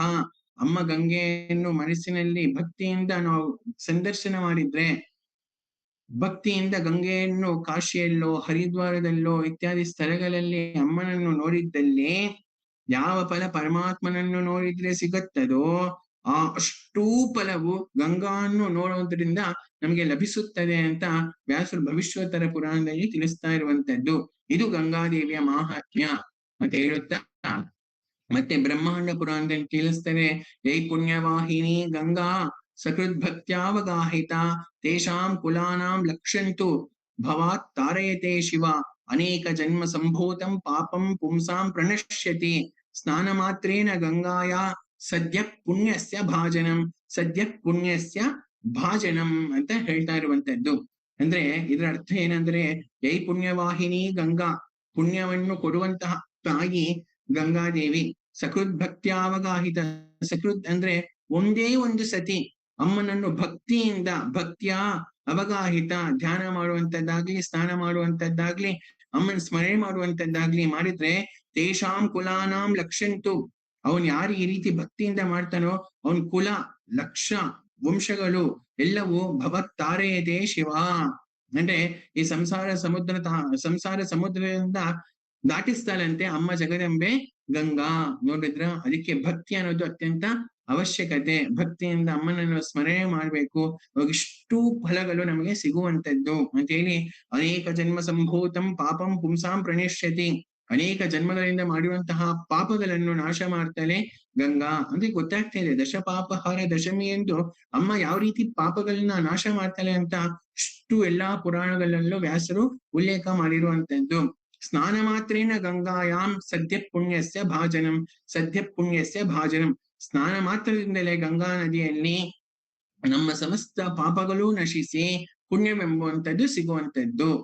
ಈಗ ನಮ್ಗೆಲ್ಲರಿಗೂ ಮತ್ತೆ ಪ್ರಶ್ನೆ ಬರುತ್ತೆ, ಏನು ಗಂಗಾ ನದಿಗೆ ನಾವು ಹೋಗ್ಬೇಕಾ, ನಾವೇನ್ ಕಾಶಿವಾಸಿಗಳಲ್ಲ, ನಾವು ಪ್ರತಿದಿನ ಗಂಗಾ ಸ್ನಾನ ಮಾಡೋದಕ್ಕೆ ನಾವೇನಪ್ಪ ಮಾಡುವಂತದ್ದು ಅಂದ್ರೆ ಅಮ್ಮ ಸ್ವಯಂ ಗಂಗಾದೇವಿನೇ ಇನ್ನೊಂದ್ ಕಡೆ ಹೇಳ್ತಾಳೆ ಏನಂತ, ನನ್ನ 12 ನಾಮಗಳನ್ನು 12 ನಾಮಗಳು ನನ್ನದು ಯಾರು ಪ್ರತಿದಿನ ತಮ್ಮ ಬಚ್ಚಲ್ ಮನೆಯಲ್ಲೇ ಸ್ಮರಣೆ ಮಾಡಿ ಸ್ನಾನ ಮಾಡ್ತಾರೋ ಅವರು ನನ್ನ ನದಿಯಲ್ಲಿ ಸ್ನಾನ ಮಾಡಿದಷ್ಟೇ ಪುಣ್ಯ ಫಲವನ್ನು ನಾನು ಕೊಡುತ್ತೇನೆ ಅಂತ ಸ್ವಯಂ ಗಂಗಾದೇವಿನೇ ಪ್ರಕಟಿಸ್ತಾಳೆ. ಅದೇ ನಂದಿನಿ ನಲಿನಿ ಸೀತಾ ಮಾಲಿನಿ ಚ ಮಹಾಪಗ ವಿಷ್ಣು ಪಾದಾಬ್ಜ ಸಂಭೂತ ಗಂಗಾ ತ್ರಿಪಥಗಾಮಿನಿ ಭಾಗೀರಥಿ ಭೋಗವತಿ ಜಾಹ್ನವಿ ತ್ರಿದಶೇಶ್ವರಿ ದ್ವಾದಶೈತಾನಿ ನಾಮಾನಿ ಅಂತ ಹೇಳ್ತಾ ಇರುವಂತದ್ದು. ಇದೇ 12 ನಾಮಗಳು. ಯಾವುದೇದು? ಗಂಗಾ, ಮೊದಲನೇದು ನಂದಿನಿ, ನಂದಿನಿ ನಲಿನಿ ಸೀತಾ ಮಾಲಿನಿ ಚ ಮಹಾಭಗ ವಿಷ್ಣು ಪಾದಾಬ್ಜ ಸಂಭೂತ ಗಂಗಾ ತ್ರಿಪಥಗಾಮಿನಿ ಭಾಗೀರಥಿ ಭೋಗವತಿ ಜಾಹ್ನವಿ ತ್ರಿದಶೇಶ್ವರಿ. ಈ 12 ನಾಮಗಳನ್ನು ಯಾರು ಭಕ್ತಿಯಿಂದ ಶ್ರವಣ ಮಾಡುತ್ತಾ ಸ್ನಾನ ಮಾಡ್ತಾರೋ, ಯಾವ್ದ್ಯಾವ್ದು ನೀರಲ್ಲಿ ಸ್ನಾನ ಮಾಡ್ತಾರೋ ಆ ಎಲ್ಲಾ ನೀರು ನಾನೇ ಆಗ್ತೀನಿ, ಗಂಗೆನೇ ಸ್ವಯಂ ಆಗ್ತಾಳೆ ಮತ್ತು ಗಂಗಾ ನದಿಯಲ್ಲಿ ಸ್ನಾನ ಮಾಡಿದಷ್ಟು ಪುಣ್ಯ ಫಲವನ್ನು ನೀಡುತ್ತೇನೆ ಅಂತ ಸ್ವಯಂ ಜಗದಂಬೆ ಗಂಗಾದೇವಿ ಹೇಳಿರುವಂತದ್ದನ್ನು ನಾವಿಲ್ಲಿ ಮರಿಬಾರ್ದು. ಮತ್ತೆ ಇಲ್ಲಿ ಸ್ಮರಣೆ ಮಾಡುತ್ತಾ ಮತ್ತೆ ನಮಗೆ ಮುಂದಿನ ಪ್ರಮಾಣ ಗಂಗಾಯ ಪೂಜಾಯ ಫಲಂ, ಗಂಗೆಯನ್ನು ಈ ರೀತಿ ವಾಚಿಕವಾಗಿ ಕಾಯಿಕವಾಗಿ ಮಾನಸಿಕವಾಗಿ ಪೂಜೆ ಮಾಡೋದ್ರಿಂದ ಏನಾಗುತ್ತೆ ಅಂತ ಅಗ್ನಿ ಪುರಾಣದಲ್ಲಿ ಹೇಳ್ತಾ ಇರುವಂತದ್ದು ವ್ಯಾಸರು. ಗಂಗಾಯಾಂ ಪೂಜಿತಾಯಾಂತು ಪೂಜಿತಾ ಸರ್ವದೇವತಾ ತಸ್ಮಾತ್ ಸರ್ವ ಪ್ರಯತ್ನೇನ ಪೂಜೆಯೇದ್ ಅಮರಾಪಗಾಂ. ಆಹಾ, ಇಂತಹ ಪ್ರಮಾಣ. ಯಾರು ಗಂಗೆಯನ್ನು ಪೂಜೆ ಮಾಡ್ತಾರೋ, ಪೂಜೆ ಎಂದರೆ ಏನು ಅಂದ್ರೆ ಅಮ್ಮನ ತತ್ವ ಚಿಂತನೆ ಅಂತ ಅರ್ಥ. ಯಾರು ಈ ರೀತಿ ಮಾನಸಿಕವಾಗಿ ವಾಚಿಕವಾಗಿ ಕಾಯಿಕವಾಗಿ ಅಮ್ಮನನ್ನೇ ಸ್ಮರಣೆ ಮಾಡ್ತಾರೋ ಅರ್ಥಾತ್ ಪೂಜೆ ಮಾಡ್ತಾರೋ ಏನಾಗತ್ತೆ ಅಂದ್ರೆ ಗಂಗಾಯಾಂ ಪೂಜಿತಾಯಾಂತು, ಯಾರು ಗಂಗೆಯನ್ನು ಪೂಜೆ ಮಾಡ್ತಾರೋ ಪೂಜಿತಾ ಸರ್ವ ದೇವತಾ, ಅವರು ಸಮಸ್ತ ದೇವತೆಗಳನ್ನು ಪೂಜೆ ಮಾಡಿದಷ್ಟು ಪುಣ್ಯ ಫಲ ಅವ್ರಿಗೆ ಸಿಗತ್ತಂತೆ. ನಾವು ಒಮ್ಮೆಗೆ ಎಲ್ಲಾ ದೇವತೆಗಳನ್ನು ಪೂಜೆ ಮಾಡೋದಕ್ಕಾಗತ್ತಾ? ಆಗೋದಿಲ್ಲ. ಅರೆ ಯಾವುದೋ ಒಂದು ದೇವತೆಯನ್ನು ಪೂಜೆ ಮಾಡಿದ್ರೆ ಎಲ್ಲಾ ದೇವತೆಗಳನ್ನು ಪೂಜೆ ಮಾಡಿದಷ್ಟು ಪುಣ್ಯ ಫಲ ನಮ್ಗೆ ಯಾವಾಗ ಸಿಗತ್ತೆ ಅಂದ್ರೆ ಗಂಗಾದೇವಿಯನ್ನು ಅರ್ಚನೆ ಮಾಡಿದ್ರೆ ನಮಗ್ ಸಿಗತ್ತಂತೆ ಅಂತ ಸಾಕ್ಷಾತ್ ಕೃಷ್ಣಪಾದರಾಯಣರು ಅರ್ಥಾತ್ ವೇದವ್ಯಾಸರು ಅಗ್ನಿಪುರಾಣದಲ್ಲಿ ತಿಳಿಸ್ತಾ ಇರುವಂತದ್ದು. ತಸ್ಮಾತ್, ಅದಕ್ಕೆ ನಮ್ ಕರ್ತವ್ಯ ಏನು? ಸಮಸ್ತ ದೇವತೆಗಳ ಪೂಜೆಯನ್ನು ಮಾಡಿದಷ್ಟು ಪುಣ್ಯ ಫಲ ನಮಗ್ ಸಿಗ್ಬೇಕು, ಅರ್ಥಾತ್ ಸಮಸ್ತ ದೇವತೆಗಳ ಅನುಗ್ರಹ ಆಶೀರ್ವಾದ ನಮಗ್ ಸಿಗ್ಬೇಕು ಅಂದ್ರೆ ನಾವೇನ್ ಮಾಡ್ಬೇಕು? ಪ್ರಯತ್ನಪೂರ್ವಕವಾಗಿ ನಾವು ಒಂದು ಗಂಗಾದೇವಿಯನ್ನು ಅರ್ಚನೆ ಮಾಡ್ಬೇಕು, ಪೂಜೆ ಮಾಡ್ಬೇಕು. ಅದಕ್ಕೆ ತಸ್ಮಾತ್ ಸರ್ವ ಪ್ರಯತ್ನೇನ, ಎಲ್ಲಾ ಪ್ರಯತ್ನ ಪೂರ್ವಕವಾಗಿ ಅಮ್ಮನನ್ನು, ಜಗದಂಬೆ ಆಗಿರುವಂತಹ ಗಂಗಾದೇವಿಯನ್ನು ಆರಾಧನೆ ಮಾಡ್ಬೇಕು ಅಂತ ಸ್ಪಷ್ಟವಾಗಿ ವ್ಯಾಸರು ಅಗ್ನಿಪುರಾಣದಲ್ಲಿ ಹೇಳ್ತಾ ಇರುವಂತದ್ದು ಇಲ್ಲಿ ಅಂತ ಹೇಳಿ. ಈಗ ಅಂತ ಗಂಗಾದೇವಿ ಹೆಂಗ್ ಉತ್ಪತ್ತಿ ಆಗ್ಲು ಅಂತದನ್ನ ನಾವಿವಾಗ ನೋಡುವಂತದ್ದು. ಯಾಕೆಂದ್ರೆ ಗಂಗಾ ಅವತರಣ ಅಂತ ಇದಕ್ಕೆ ಹೆಸರು. ಗಂಗಾ ಅವತರಣಕ್ಕೆ ಶ್ರವಣ ಮಾಡುವುದಷ್ಟು ಪುಣ್ಯ ಫಲ ಇನ್ ಯಾವುದಕ್ಕೂ ಸಿಗೋದಿಲ್ಲ ಅಂತ ಸ್ವಯಂ ಯಾರು ತಿಳಿಸುತ್ತಾ ಇರುವಂತದ್ದು? ಸ್ವಯಂ ವಾಲ್ಮೀಕಿ ಮಹರ್ಷಿಗಳು ರಾಮಾಯಣದಲ್ಲಿ ಹೇಳ್ತಾ ಇರುವಂತದ್ದು. ರಾಮಾಯಣದಲ್ಲಿ 2 ಆಖ್ಯಾನಗಳಿಗೆ ವಿಶೇಷವಾಗಿ ಫಲಶ್ರುತಿಯನ್ನು ಹೇಳಿದ್ದಾರೆ. ಅದು ಮೊದಲನೆಯದು ಗಂಗಾ ಅವತರಣಕ್ಕೆ ಮತ್ತು ಎರಡನೆಯದು ಸ್ಕಂದೋತ್ಪತ್ತಿಗೆ. ಈ ಎರಡಕ್ಕೂ ಅಷ್ಟು ದೊಡ್ಡ ಪ್ರಾಶಸ್ತ್ಯ ಆದಿಕಾವ್ಯವಾಗಿರುವಂತಹ ರಾಮಾಯಣದಲ್ಲಿ ಉದ್ಘೋಷಿಸ್ತಾ ಇರುವಂತದ್ದು. ಅಂತ ಗಂಗಾ ಉತ್ಪತ್ತಿ ಯಾವ ರೀತಿ ಆಯಿತು ಅಂದರೆ, ನಮಗೆಲ್ಲರಿಗೂ ಗೊತ್ತಿರುವಂತಹ ಅಂಶ. ದಕ್ಷ ಯಜ್ಞದಿಂದಲೇ ಯಾವಾಗ್ಲೂ ಪ್ರಾರಂಭ ಆಗುವಂತದ್ದು. ಎಲ್ಲಾ ದಕ್ಷ ಯಜ್ಞದಲ್ಲೇ ಅಡಗಿರುವಂತದ್ದು ರಹಸ್ಯಗಳೆಲ್ಲ. ಅಂತ ದಕ್ಷ ಯಜ್ಞದಲ್ಲಿ ಪ್ರಾರಂಭ ಆಗುವಂತದ್ದು ಯಾವ ರೀತಿ ಅಂದರೆ, ಇಕ್ಷ್ವಾಕು ವಂಶ ಎಂಬಂತಹ ಒಂದು ವಂಶ ಇರುವಂತದ್ದು. ಇದನ್ನೇ ಸೂರ್ಯ ವಂಶ ಅಂತಲೂ ಹೇಳುವಂತದ್ದು ಶಾಸ್ತ್ರ. ಈ ಸೂರ್ಯ ವಂಶದಲ್ಲಿ ಸಾಕ್ಷಾತ್ ಕೌಸಲ್ಯ ಸುಪ್ರಜನಾಗಿರುವಂತಹ ಶ್ರೀರಾಮಚಂದ್ರ ಉತ್ಪತ್ತಿ ಆಗಿರುವಂತದ್ದು.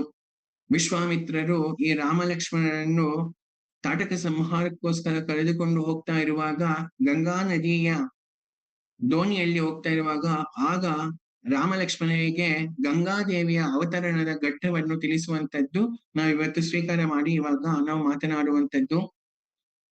ಅಂತ ರಾಮ ಮತ್ತು ಲಕ್ಷ್ಮಣನಿಗೆ ವಿಶ್ವಾಮಿತ್ರರು ಹೇಳುವಂತದ್ದು ಏನಂದರೆ, ನೋಡು ಶ್ರೀರಾಮಚಂದ್ರ, ನಿನ್ನ ವಂಶ ಸಾಕ್ಷಾತ್ ಇಕ್ಷ್ವಾಕು ವಂಶ, ಇದೇ ಸೂರ್ಯ ವಂಶವು. ಅಂತ ವಂಶದಲ್ಲಿ ಉತ್ಪತ್ತಿ ಆಗಿರುವಂತಹ ನೀನು, ನಿನ್ನ ಪೂರ್ವಜರಿಂದಲೇ ಈ ಗಂಗಾದೇವಿಯು ಈ ಮರ್ತ್ಯ ಲೋಕಕ್ಕೆ ಬಂದಿರುವಂತದ್ದು. ಅದ್ ಹೆಂಗೆಂದರೆ, ನಿನ್ನ ಪೂರ್ವಜರಾಗಿರುವಂತಹ ಸಗರ ಚಕ್ರವರ್ತಿ ಅಂತ ಇದ್ದಾರೆ. ಆ ಸಗರ ಚಕ್ರವರ್ತಿಯು ಒಮ್ಮೆ ಅಶ್ವಮೇಧ ಯಾಗವನ್ನು ಮಾಡಲು ಸಂಕಲ್ಪಿಸುತ್ತಾನೆ. ಆ ಸಗರ ಚಕ್ರವರ್ತಿಯ ಈ ಸಂಕಲ್ಪವು ನಿರ್ವಿಘ್ನವಾಗಿ ಆಗುವುದಕ್ಕೋಸ್ಕರ ತನ್ನಗೆ ಇರುವಂತಹ 60,000 ಪುತ್ರರು ಮತ್ತು ಅಸಮಂಜಸ ಮತ್ತು ಅಂಶುಮಾನ್ ಎಂಬಂತವರು ವಿಶೇಷವಾಗಿ ಪ್ರಯತ್ನ ಪೂರ್ವಕವಾಗಿ ಅಶ್ವಮೇಧ ಯಾಗವನ್ನು ನಡೆಸ್ತಾ ಹೋಗ್ತಾ ಇರುವಾಗ, ಇಂದ್ರನು ಎಲ್ಲಿ ತನ್ನ ಇಂದ್ರ ಪದವಿ ಚ್ಯುತಿ ಆಗುತ್ತದೋ ಎಂಬಂತಹ ಭಯದಿಂದ ಆ ಅಶ್ವಮೇಧ ಯಾಗದಲ್ಲಿ ಉಪಯೋಗಿಸುವಂತಹ ಅಶ್ವ ಅಥವಾ ಕುದುರೆಯನ್ನು ಅಪಹರಣ ಮಾಡಿಕೊಂಡು ಹೋಗಿ ಪಾತಾಳದಲ್ಲಿರುವಂತಹ ಕಪಿಲ ಮಹರ್ಷಿಯ ಆಶ್ರಮದಲ್ಲಿ ಇರುತ್ತಾರೆ. ಆಗ 60,000 ಪುತ್ರರು ಆ ಅಶ್ವವನ್ನು ಅನ್ವೇಷಣೆ ಮಾಡುತ್ತಾ ಕಪಿಲಾಶ್ರಮಕ್ಕೆ ಹೋಗುತ್ತಾರೆ.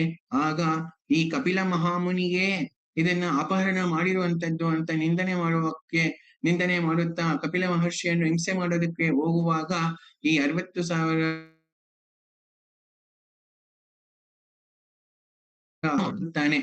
ಯಾವಾಗ ಭಸ್ಮ ಆಗುತ್ತದೋ ಅವರಿಗೆ ಮೋಕ್ಷ ಅಥವಾ ಉತ್ತಮ ಗತಿ ಅನ್ನುವಂಥದ್ದು ಸಿಗೋದೇ ಇಲ್ಲ. ಇದಕ್ಕೋಸ್ಕರ ಅಂಶುಮಾನ್ ಪ್ರಯತ್ನ ಮಾಡ್ತಾನೆ, ಆದರೆ ವಿಫಲನಾಗುತ್ತಾನೆ. ಅದೇ ರೀತಿ ದಿಲೀಪ ಚಕ್ರವರ್ತಿ ಪ್ರತಿಯೊಬ್ಬರೂ ಪ್ರಯತ್ನ ಪೂರ್ವಕವಾಗಿ ತಪಸ್ಸನ್ನು ಆಚರಣೆ ಮಾಡ್ತಾರೆ, ಆದರೆ ಯಾವುದೂ ಫಲಿಸೋದಿಲ್ಲ. ಇಲ್ಲಿ ಗಮನಿಸಬೇಕಾಗಿರುವಂತದ್ದು ಏನಂದರೆ, ಇವರೆಲ್ಲ ಮಾಡಿರುವಂತಹ ತಪಸ್ಸು ವ್ಯರ್ಥ ಆಗ್ಲಿಲ್ಲ, ಆದ್ರೆ ಅವ್ರನ್ನ ಉದ್ಧಾರ ಮಾಡೋದಕ್ಕೋಸ್ಕರ ಈ ತಪಸ್ಗಳೆಲ್ಲಾನು ಕಾರಣಭೂತ ಆಯ್ತು. ಕೊನೆಗೂ ಭಗೀರಥ ಎಂಬಂತಹ ಒಬ್ಬ ಚಕ್ರವರ್ತಿ ಬರ್ತಾನೆ. ಅವನು ವಿಶೇಷವಾಗಿ ಪೂರ್ವಜರನ್ನು ಉದ್ಧಾರ ಮಾಡೋದಕ್ಕೋಸ್ಕರ ಮತ್ತೆ ತಪಸ್ಸನ್ನು ಆಚರಣೆ ಮಾಡುತ್ತಾನೆ. ಆಗ ಆ ತಪಸ್ಸನ್ನು ಆಚರಣೆ ಮಾಡಿದ್ದಲ್ಲಿ ಮೊದಲನೇದಾಗಿ ಬ್ರಹ್ಮದೇವನನ್ನು ಕುರಿತು ತಪಸ್ಸನ್ನು ಆಚರಣೆ ಮಾಡ್ತಾನೆ. ಬ್ರಹ್ಮದೇವ ತಿಳಿಸ್ತಾನೆ, ಆ ಜಗದಂಬೆ ಬರೋದಕ್ಕೋಸ್ಕರ ನಾನು ಸರ್ವಸಮರ್ಥನೂ ಸರ್ವಶಕ್ತಿ ಸಮರ್ಥನಲ್ಲ, ಅದಕ್ಕೆ ನೀನು ಸಾಕ್ಷಾತ್ ಶ್ರೀ ಮಹಾ ಗಂಗಾದೇವಿಯನ್ನೇ ತಪಸ್ಸನ್ನು ಉದ್ದೇಶಿಸಿ ತಪಸ್ಸನ್ನು ಆಚರಣೆ ಮಾಡು ಅಂದಲ್ಲಿ ಗಂಗಾದೇವಿಯನ್ನು ಉದ್ದೇಶಿಸಿ ತಪಸ್ಸನ್ನು ಆಚರಣೆ ಮಾಡ್ತಾನೆ. ಆಗ ಗಂಗಾದೇವಿಯು, ನಾನು ಸ್ವತಂತ್ರಳಲ್ಲ, ನಾನು ಪರತಂತ್ರನೇ ಆಗಿದ್ದೇನೆ, ನೀನು ಶಿವನನ್ನು ಕುರಿತು ತಪಸ್ಸನ್ನು ಆಚರಣೆ ಮಾಡು ಅಂತ ಹೇಳಿದಲ್ಲಿ ಮತ್ತೆ ಭಗೀರಥ ಶಿವನನ್ನು ಕುರಿತು ಉಗ್ರವಾಗಿ ಮಹಾ ಕಠಿಣ ತಪಸ್ಸನ್ನು ಆಚರಣೆ ಮಾಡ್ತಾನೆ. ಅಂದ್ರೆ ನಾವೀಗ ಗಮನಿಸ್ತಾ ಇದ್ದೀವಿ, ಅಯ್ಯೋ ಬ್ರಹ್ಮನ ಕುರಿತು ತಪಸ್ ಮಾಡಿದ್ರೆ ಅಮ್ಮ ಬರ್ಲಿಲ್ಲ, ಗಂಗಾದೇವಿಯನ್ನೇ ಕುರಿತು ತಪಸ್ ಮಾಡಿದ್ರು ಬರ್ಲಿಲ್ಲ, ಏನ್ ತಪಸ್ಸನ್ನು ಆಚರಣೆ ಮಾಡೋದು ಅಂತ ಭಗೀರಥ ಬಿಡ್ಲಿಲ್ಲ. ಅದಕ್ಕೆ ಭಗೀರಥ ಪ್ರಯತ್ನ ಅಂತ ನಾವು ಲೋಕದಲ್ಲಿ ಕೇಳಿರ್ತೀವಿ. ಅಂದ್ರೆ ಅಷ್ಟು ಧೃತಿ, ಅಷ್ಟು ಏಕಾಗ್ರ ಚಿತ್ತ, ತಮ್ಮ ಪೂರ್ವಜರ ಮೇಲಿರುವಂತಹ ಪ್ರೀತಿ, ವಿಶ್ವಾಸ, ಭಕ್ತಿಯನ್ನು ನಾವು ಗಮನಿಸಬೇಕು. ಅಂದ್ರೆ ಪಿತೃಪೂಜಾ, ಪಿತೃ ಆರಾಧನೆಗೆ ಎಷ್ಟು ದೊಡ್ಡ ಪ್ರಾಶಸ್ತ್ಯ ನಮ್ಮ ಹಿರಿಯರು ಕೊಟ್ಟಿದ್ದಾರೆ ಅನ್ನುವಂಥದ್ದು ಆದಿಕಾವ್ಯವಾಗಿರುವಂತಹ ರಾಮಾಯಣದಲ್ಲಿ, ಪುರಾಣಗಳಲ್ಲಿಯೂ ನಾವು ಗಮನಿಸಬೇಕಾಗಿರುವಂತಹ ಅಂಶ. ಆ ಪಿತೃದೇವತೆಗಳಿಗೋಸ್ಕರ ಬಂದಿರುವಂತದ್ದು ಗಂಗಾದೇವಿ. ಅದಕ್ಕೆ ಎಲ್ಲಿ ಗಂಗಾದೇವಿ ಅವತರಣದ ಘಟ್ಟ ನಡೆಯುತ್ತದೋ, ಪಠಣ ಆಗುತ್ತದೋ, ಶ್ರವಣ ಆಗುತ್ತದೋ, ಅಲ್ಲಿ ಪಿತೃದೇವತೆಗಳು ಸಂತುಷ್ಟರಾಗುತ್ತಾರೆ ಅಂತ ವಾಲ್ಮೀಕಿ ಮಹರ್ಷಿಗಳೇ ಸ್ವಯಂ ಆಗಿ ಫಲಶ್ರುತಿ ತಿಳಿಸಿರುವಂತದ್ದು. ಇನ್ ಯಾವ ಆಖ್ಯಾನಕ್ಕೂ ತಿಳಿಸಿಲ್ಲ. ಒಂದು ಗಂಗಾದೇವಿ ಆಖ್ಯಾನಕ್ಕೆ ಮತ್ತು ಸ್ಕಂದೋತ್ಪತ್ತಿಗೆ ಮಾತ್ರ ಹೇಳಿರುವಂತದ್ದು ಅನ್ನುವಂಥದ್ದನ್ನು ನಾವು ಮರೆಯಬಾರದು. ಆ ರೀತಿ ಒಟ್ಟು ಮತ್ತೆ ಆ ಪರಮೇಶ್ವರ ಆಗಿರುವಂತಹ ಶಿವನನ್ನೇ ಕುರಿತು ತಪಸ್ಸನ್ನು ಆಚರಣೆ ಮಾಡಿರ್ತಾರೆ. ಆಗ ಆ ಈಶ್ವರನು ಆಜ್ಞೆ ಮಾಡ್ತಾನೆ, ಆಗ ಗಂಗಾದೇವಿ ಬರ್ತಾಳೆ. ಸರಿ, ಗಂಗಾದೇವಿ ಬರ್ತಾ ಇದ್ರೆ ಅಷ್ಟು ರಭಸವಾಗಿ ಬರ್ತಾಳೆ ಅಂದ್ರೆ, ಆಗ ಪರಮೇಶ್ವರ ತನ್ನ ಜಟಾಜೂಟದಲ್ಲಿ ಬದ್ಧ ಮಾಡ್ತಾನೆ. ಅಂದ್ರೆ ಗಂಗಾ ಸ್ವಲ್ಪ ಅಹಂಕಾರ ಬರ್ತಾಳೆ. ನನ್ನ ರಭಸವನ್ನು ಈ ಭೂಮಿ ತೆಗೆಯೋದಕ್ಕಾಗತ್ತಾ ಅಂತ ಅಹಂಕಾರ ಮಾಡಿದ್ರೆ ಅವಾಗ ಶಿವನ್ಗೂ ಕಷ್ಟ ಆಗ್ಬೋದೇನೋ ಅಂತ ಶಿವನನ್ನು ಉದ್ದೇಶಿಸಿ ಸ್ವಲ್ಪ ಕೀಳುಮಟ್ಟವಾಗಿ ಮಾತಾಡ್ತಾಳೆ. ಆಗ ಪರಮೇಶ್ವರ ತನ್ನ ಜಟಾಜೂಟದಲ್ಲಿ ಧಾರಣೆ ಮಾಡ್ತಾನೆ. ಅವಾಗ ಗಂಗಾಧರ ಅಂತ ಅವನಿಗೆ ಹೆಸರು ಬರುತ್ತೆ. ಇಷ್ಟು ತಪಸ್ಸ ಆಚರಣೆ ಮಾಡಿ ಕೊನೆಗೂ ಏನಾಯ್ತು, ಎಲ್ಲ ಗಂಗೆ ಎಲ್ಲ ಈಗ ಪರಮೇಶ್ವರನ ಜಟಾಜೂಟದಲ್ಲಿ ಬಂದು ನಿರ್ಬಂಧ ಆಗೋಗಿದೆ. ಭಗೀರಥ, ಅಪ್ಪ ಕೃಷ್ಣ ದೇವರೇ ಪರಮೇಶ್ವರ, ಇಷ್ಟು ತಪಸ್ಸು ಇವಾಗ ಫಲಿಸಿತು ಅಂತ ನಾನು ಭಾವಿಸ್ತಾ ಇರುವಾಗ ಇವಾಗ ಒಂದು ಹನಿನು ಒಂದು ತೊಟ್ಟು ಭೂಮಿಗೆ ಬರ್ದಿರಾ ಇಲ್ಲಿ ಬಂಧನ ಆಗೋಗಿದ್ಯಲ್ವಾ ಅಂದ್ರೆ ಮತ್ತೆ ಈಶ್ವರನ ಕುರಿತು ತಪಸ್ಸನ್ನ ಆಚರಣೆ ಮಾಡ್ತಾನೆ. ಗೊತ್ತಾಗ್ತಾ ಇದ್ಯಾ? ಆಗ ಸುಪ್ರಸನ್ನನಾಗಿ ಬೋಲಾಶಂಕರ ಅವಾಗ ಗಂಗೆಯನ್ನು ತನ್ನ ಜಟಾಜೂಟದಿಂದ ಬಿಡ್ತಾನೆ. ಆ ಬರ್ತಾ ಇರುವಾಗ ಅಮ್ಮ ಗಂಗಾದೇವಿ ಭಗೀರಥನನ್ನೇ ಹಿಂಬಾಲಿಸ್ಕೊಂಡು ಬರ್ತಾ ಇರ್ತಾರೆ. ಅದಕ್ಕೆ ಭಗೀರಥ ಹೆಂಗ್ ಬರ್ತಾ ಇರ್ತಾನೋ ಅದೇ ರೀತಿನೇ ಬರ್ತಾ ಇರುವಂತದ್ದು ಗಂಗಾದೇವಿ.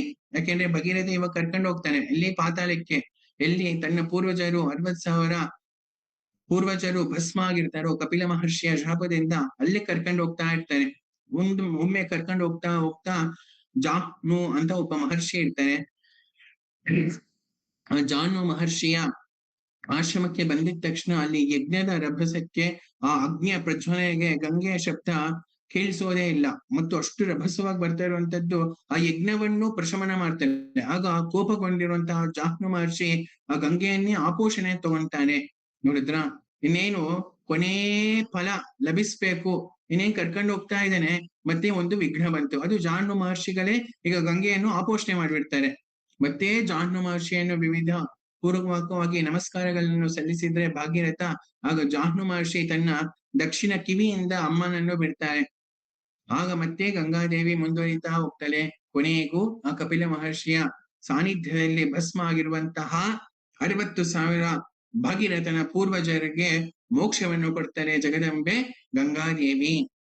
ಭಗೀರಥದಿಂದ ಸ್ವರ್ಗದಿಂದ ಬಂದಿರುವಂತಹ ಗಂಗಾದೇವಿ ಭಾಗೀರಥಿ ಎಂಬಂತಹ ಹೆಸರನ್ನು ಪಡೀತಾಳೆ. ಜಾಹ್ನು ಮಹರ್ಷಿ ಆಪೋಷಣೆ ತೆಗೆದುಕೊಂಡು ಮತ್ತು ಜಾಹ್ನು ಮಹರ್ಷಿಯ ಕಿವಿಯಿಂದ ಉತ್ಪತ್ತಿ ಆಗಿರೋದಕ್ಕೋಸ್ಕರ ಜಾಹ್ನವಿ ಅಂತ ಹೆಸರು ಬರುತ್ತೆ. ಮತ್ತು ಸ್ವರ್ಗದಿಂದ ಭೂಮಿಗೆ ಬಂದು ಭೂಮಿಯಿಂದ ಮತ್ತೆ ಪಾತಾಳಕ್ಕೆ ಹೋಗ್ತಾಳೆ. ಅಂದ್ರೆ 3 ಪಥಗಳಲ್ಲಿ ಗಮನಿಸ್ತಾ ಇದ್ದಾಳೆ. ಅದಕ್ಕೆ ತ್ರಿಪಥಗಾಮಿನಿ ಅಂತ ಹೆಸರು ಬರುವಂತದ್ದು ಗಂಗೆಗೆ. ಈ ರೀತಿ ಗಂಗಾವತರಣವು ಇರುವಂತದ್ದು. ಅದಕ್ಕೆ ಸಮಸ್ತ ದೇವತೆಗಳು ಸಂತುಷ್ಟರಾಗುತ್ತಾರೆ. ಪಿತೃದೇವತೆಗಳು ವಿಶೇಷವಾಗಿ ಮೋಕ್ಷವನ್ನು ಹೊಂದುತ್ತಾರೆ ಎಲ್ಲಿ ಗಂಗಾ ಅವತರಣ ಘಟ್ಟ ನಡೆಯುತ್ತೋ ಅಂತ ಇದರಲ್ಲಿ ವಿಶೇಷವಾಗಿ ವಾಲ್ಮೀಕಿ ಮಹರ್ಷಿಗಳು ಮತ್ತು ವೇದವ್ಯಾಸ ಪುರಾಣಗಳಲ್ಲಿ ಹೇಳ್ತಾ ಇರುವಂತದ್ದು. ಇಂತಹ ಗಂಗಾದೇವಿಗೆ ನಮಸ್ಕಾರಗಳನ್ನು ಸಲ್ಲಿಸುತ್ತಾ, ಅದರಲ್ಲೂ ಇವತ್ತು ವಿಶೇಷವಾಗಿ ಜ್ಯೇಷ್ಠ ಮಾಸ ಶುಕ್ಲ ಪಕ್ಷ ದಶಮಿ ಮಂಗಳವಾರ ಮತ್ತು ಹಸ್ತ ನಕ್ಷತ್ರ ಇರುವಾಗ ಅಮ್ಮ ಭೂಮಿಗೆ ಬಂದಿದ್ದು, ಮತ್ತೆ ನಮ್ಮ ಪೂರ್ವಜರನ್ನು ಉದ್ಧರಿಸಿರುವಂತಹ ತಾಯಿ ನಮ್ಮನ್ನು ಉದ್ಧರಿಸಲಿ ಅಂತ ಹೇಳುತ್ತಾ, ಈಗ ಗಂಗಾದೇವಿ ಆಯುರ್ವೇದದಲ್ಲಿ ಇದ್ದಾಳ. ಗಂಗಾದೇವಿಗೆ ಆಯುರ್ವೇದದಲ್ಲಿ ಎಷ್ಟು ಪ್ರಾಶಸ್ತ್ಯ ಪ್ರಾಮುಖ್ಯತೆ ಕೊಟ್ಟಿದ್ದಾರೆ ಅನ್ನುವಂತಹ ವಿಷಯದ ಬಗ್ಗೆ ಜ್ಞಾನ ವಿಜ್ಞಾನವನ್ನು ಸಂಪಾದನೆ ಮಾಡೋಣ ಅಂತ ಹೇಳುತ್ತಾ, ಗಂಗಾದೇವಿಯ ತತ್ವ ಸಾಕ್ಷಾತ್ ಆಚಾರ್ಯ ಚರಕ ಜ್ವರ ಚಿಕಿತ್ಸೆಯಲ್ಲಿ ಹೇಳಿದ್ದಾನೆ. ಗಂಗಾಂ ಮರುದ್ಗಣಾನ್ ಶ್ರೇಷ್ಠ್ಯ ಪೂಜಯನ್ ಜಯತಿ ಜ್ವರಾನ್ ಭಕ್ತ್ಯಾ ಮಾತು ಪಿತುಶ್ಚೈವ ಗುರುಣಾಂ ಪೂಜನೇನ ಚ ಅಂತ ಹೇಳುವಾಗ ನೋಡಿ, ಗಂಗಾ ಮರುದ್ಗಣ ಶ್ರೇಷ್ಠ ಪೂಜೆಯನ್ ಜಯತಿ ಜ್ವರಾನ್, ಗಂಗೆಯನ್ನು ನಾವು ಪೂಜೆ ಮಾಡೋದ್ರಿಂದ ಸಮಸ್ತ ಜ್ವರಗಳಿಂದ ನಾವು ಗೆಲ್ಲುತ್ತೇವೆ ಅಂತ. ಜ್ವರಕ್ಕೆ ದೈವ ವಿಪಾಶಯ ಚಿಕಿತ್ಸಾ ಗಂಗಾದೇವಿ. ಜ್ವರ ಅಂದ್ರೆ ಕೇವಲ ಏನೋ ಬಿಸಿ ಆಗಿರುವಂತಹ ಶರೀರ ಅಂತಲ್ಲ. ಜ್ವರ ಅಂದರೆ ಸಮಸ್ತ ರೋಗಗಳು ಅಂತ ಅರ್ಥ. ತತ್ರ ವ್ಯಾಧಿರ್ ಆಮಯೋ ಗದಾ ಯಕ್ಷ್ಮ ಆತಂಕ ಜ್ವರ ರೋಗ ಇತ್ಯನರ್ಥಾಂತರಂ ಅಂತ ಹೇಳುವಾಗ, ಜ್ವರವೆಂಬುದು ರೋಗಕ್ಕೆ ವ್ಯಾಧಿಗೆ ಒಂದು ಪರ್ಯಾಯ. ಪೂಜೆನ್ ಜಯತಿ ಜ್ವರ ಅಂದ್ರೆ ಸಮಸ್ತ ರೋಗಗಳನ್ನು ನಾವು ಗೆಲ್ಬಹುದಂತೆ. ಯಾವಾಗ? ಗಂಗಾಂ ಪೂಜೆಯೇತ, ಗಂಗೆಯನ್ನು ಪೂಜೆ ಮಾಡೋದ್ರಿಂದ. ಪೂಜೆ ಅಂದರೆ ಮತ್ತೆ ಏನೋ ಧ್ಯಾಯಾಮಿ ಆವಾಹಮಿ ಅನ್ನುವಂಥದ್ದಷ್ಟೇ ಅಲ್ಲ, ಮಾನಸಿಕವಾಗಿ ಚಿಂತನೆ ಮಾಡುವಂಥದ್ದು, ವಾಚಿಕವಾಗಿ ಸ್ತೋತ್ರ ಮಾಡುವಂಥದ್ದು, ಇದೆಲ್ಲವೂ ಪೂಜೆ. ಮತ್ತು ಕಾಯಿಕವಾಗಿ ನಮಸ್ಕಾರಗಳನ್ನು ಸಲ್ಲಿಸುವಂಥದ್ದು ಪೂಜೆ. ಇದರಿಂದ ಸಮಸ್ತ ರೋಗಗಳು ನಿವಾರಣೆ ಆಗುತ್ತದೆ ಅಂತ ಸ್ವಯಂ ಆಯುರ್ವೇದ ಸಂಹಿತೆ ಆಗಿರುವಂತಹ ಚರಕ ಸಂಹಿತೆಯಲ್ಲಿ ಆಯುರ್ವೇದ ಆಚಾರ್ಯನಾಗಿರುವಂತಹ ಚರಕಾಚಾರ್ಯ ಸ್ಪಷ್ಟವಾಗಿ ತಿಳಿಸ್ತಾ ಇರುವಂತದ್ದು ಅಂತ ಹೇಳಿ.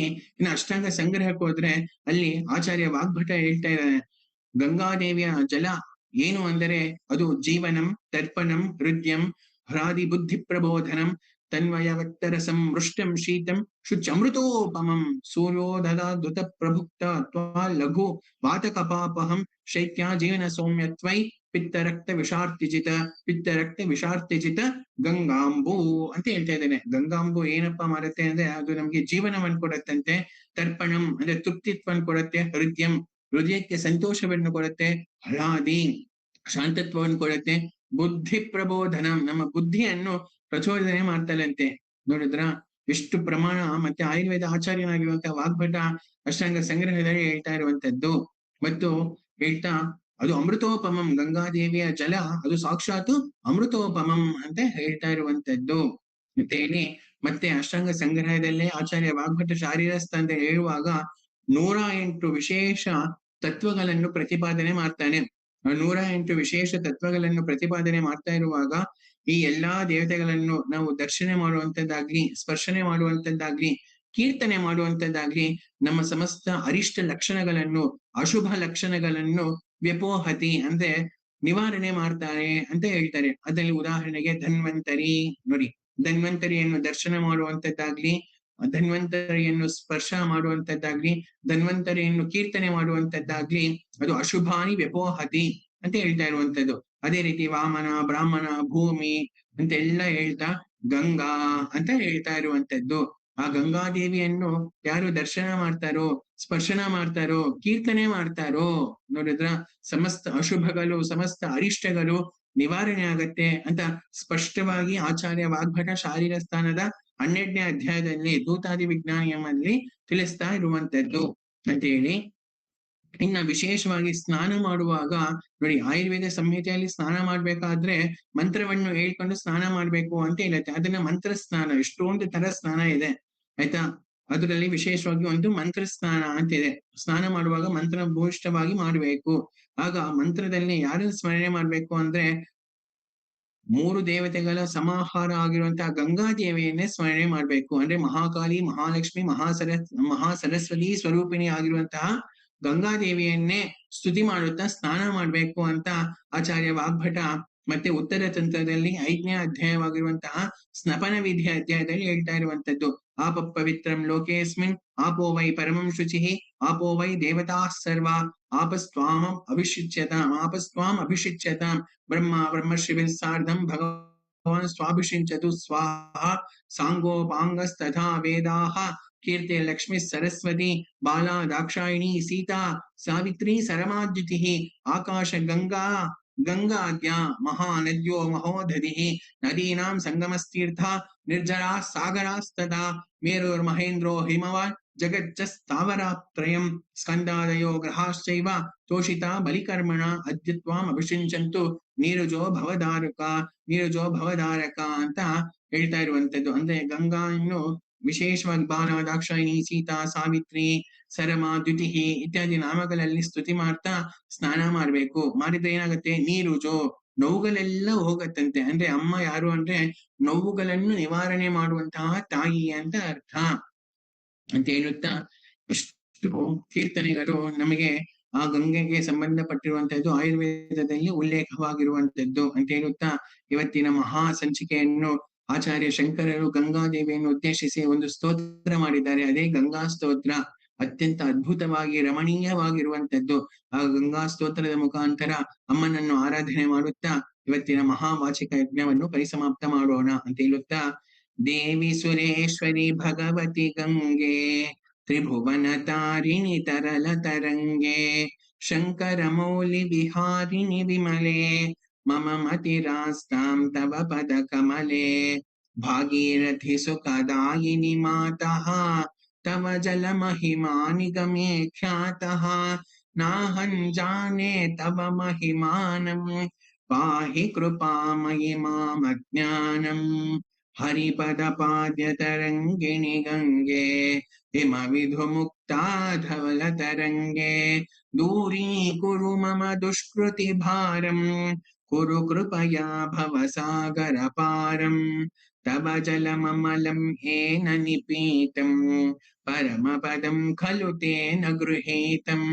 मातर्गङ्गे त्वय्यो भक्तः किल तं द्रष्टुं नयमशक्तः पतितोद्धारिणि जाह्नवि गङ्गे खण्डितगिरिवरमण्डितभङ्गे भीष्मजननि हे मुनिवरकन्ये पतितनिवारिणि त्रिभुवनधन्ये कल्पलतामिव फलदां लोके प्रणमति यस्त्वां न पतति शोके पारावारविहारिणि गङ्गे विमुखयुवति कृततरलापाङ्गे तव चेन्मातस्रोतस्नातः पुनरपि जठरे सोऽपि न जातः नरकनिवारिणि जाह्नवि गङ्गे कलुषविनाशिनि महिमोत्तुङ्गे पुनरसदङ्गे पुण्यतरङ्गे जय जय जाह्नवि करुणापाङ्गे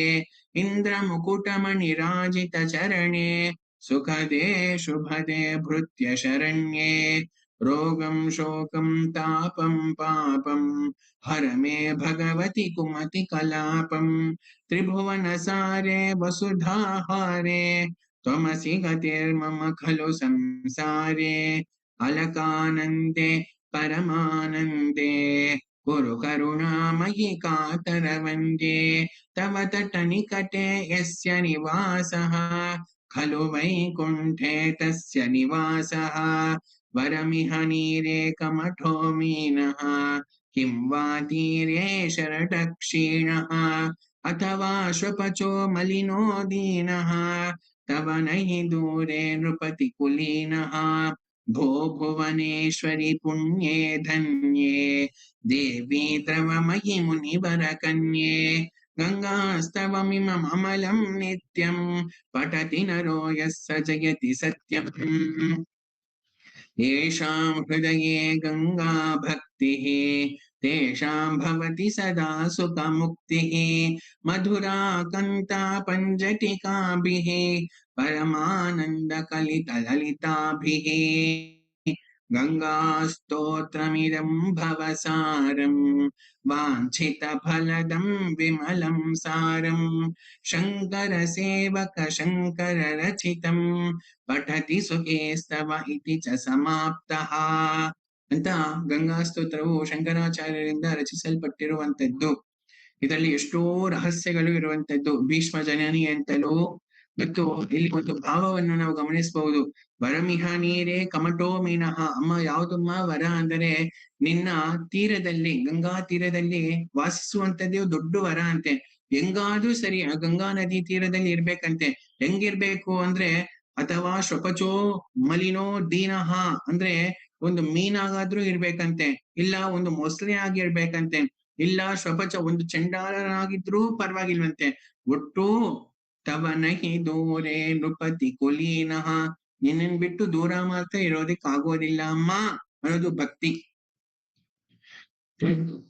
ಅಂತ ಹೇಳ್ತಾ ಮತ್ತೆ ರೋಗಂ ಶೋಕಂ ತಾಪಂ ಪಾಪಂ ಹರಮೇ ಭಗವತಿ ಕುಮತಿ ಕಲಾಪಂ. ನೋಡಿದ್ರ, ದಶಪಾಪ ಹರ ಅಂತ ಹೇಳೋದ್ರಲ್ಲಿ ಅದಕ್ ಪ್ರಮಾಣ ಮತ್ತೆ ಇಲ್ಲಿದೆ.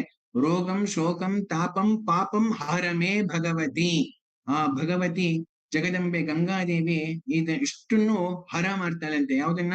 ರೋಗಗಳನ್ನ ನಾವು ನೋಡಿದ್ವಿ, ಜ್ವರವನ್ನೇ ನಿವಾರಣೆ ಮಾಡ್ತಾಳೆ, ಅದು ಕಾಯಿಕ. ಇನ್ನು ಶೋಕ, ಶೋಕವೆಂಬುವಂಥದ್ದೇನು ಅದು ಮನಸ್ಸಿಗೆ ಸಂಬಂಧಪಟ್ಟಿರುವಂತದ್ದು. ಅದಕ್ಕೆ ಮಾನಸಿಕ ರೋಗಗಳನ್ನು ನಿವಾರಣೆ ಮಾಡ್ತಾರೆ. ಇನ್ನು ತಾಪ ಅಂದ್ರೆ ವಾಚಿಕ ರೋಗಗಳನ್ನು ನಿವಾರಣೆ ಮಾಡುವಂತಹ ತಾಯಿಯೇ ಭಗವತಿ. ಅದಕ್ಕೆ ಇಂತಹ ದಶ ಪಾಪಹರ ದಶಮಿಯ ದಿನ ಗಂಗಾದೇವಿಯನ್ನು ಓಂ ಶ್ರೀ ಭಗವತ್ಯೈ ದಶಪಾಪಹರಾಯೈ ಗಂಗಾಯೈ ನಮೋ ನಮಃ ಅಂತ ನಮಸ್ಕಾರಗಳನ್ನು ಸಲ್ಲಿಸುತ್ತಾ ಈ ಸಮಸ್ತ ವಾಚಿಕ ಸ್ವಾಧ್ಯಾಯನದ ಯಜ್ಞವನ್ನು ಆ ಗಂಗಾ ಚರಣಾರವಿಂದಗಳಲ್ಲಿ ತಿಳಿಸುತ್ತಾ ನಂದಿನಿ ನಳಿನಿ ಸೀತಾ ಮಾಲಿನಿ ಚ ಮಹಾಭಗ ವಿಷ್ಣು ಪಾದಾಬ್ಜ ಸಂಭೂತ ಗಂಗಾ ತ್ರಿಪದಗಾಮಿನಿ ಭಾಗೀರಥಿ ಭೋಗವತಿ ಜಾಹ್ನವಿ ತ್ರಿದಶೇಶ್ವರಿ ಶ್ರೀ ವಿಶ್ವೇಶಂ ಮಾಧವಂ ಢುಂಡಿಂ ದಂಡಪಾಣಿಂಚ ಭೈರವಂ ವಂದೇ ಕಾಶೀಂ ಗುಹಾಂ ಗಂಗಾಂ ಭವಾನಿ ಮಣಿಕರ್ಣಿಕಾಂ ಭವಾನಿ ಮಣಿಕರ್ಣಿಕಾಂ ಅಂತ ಹೇಳುತ್ತಾ ಸರ್ವಂ ಶ್ರೀ ಕೃಷ್ಣಾರ್ಪಣಮಸ್ತು ಸರ್ವಂ ಶ್ರೀ ಉಮಾಮಹೇಶ್ವರ ಪರಬ್ರಹ್ಮಾರ್ಪಣಮಸ್ತು ಓಂ ತತ್ಸತ್ ಬ್ರಹ್ಮಾರ್ಪಣಮಸ್ತು ಸ್ವಸ್ತಿ.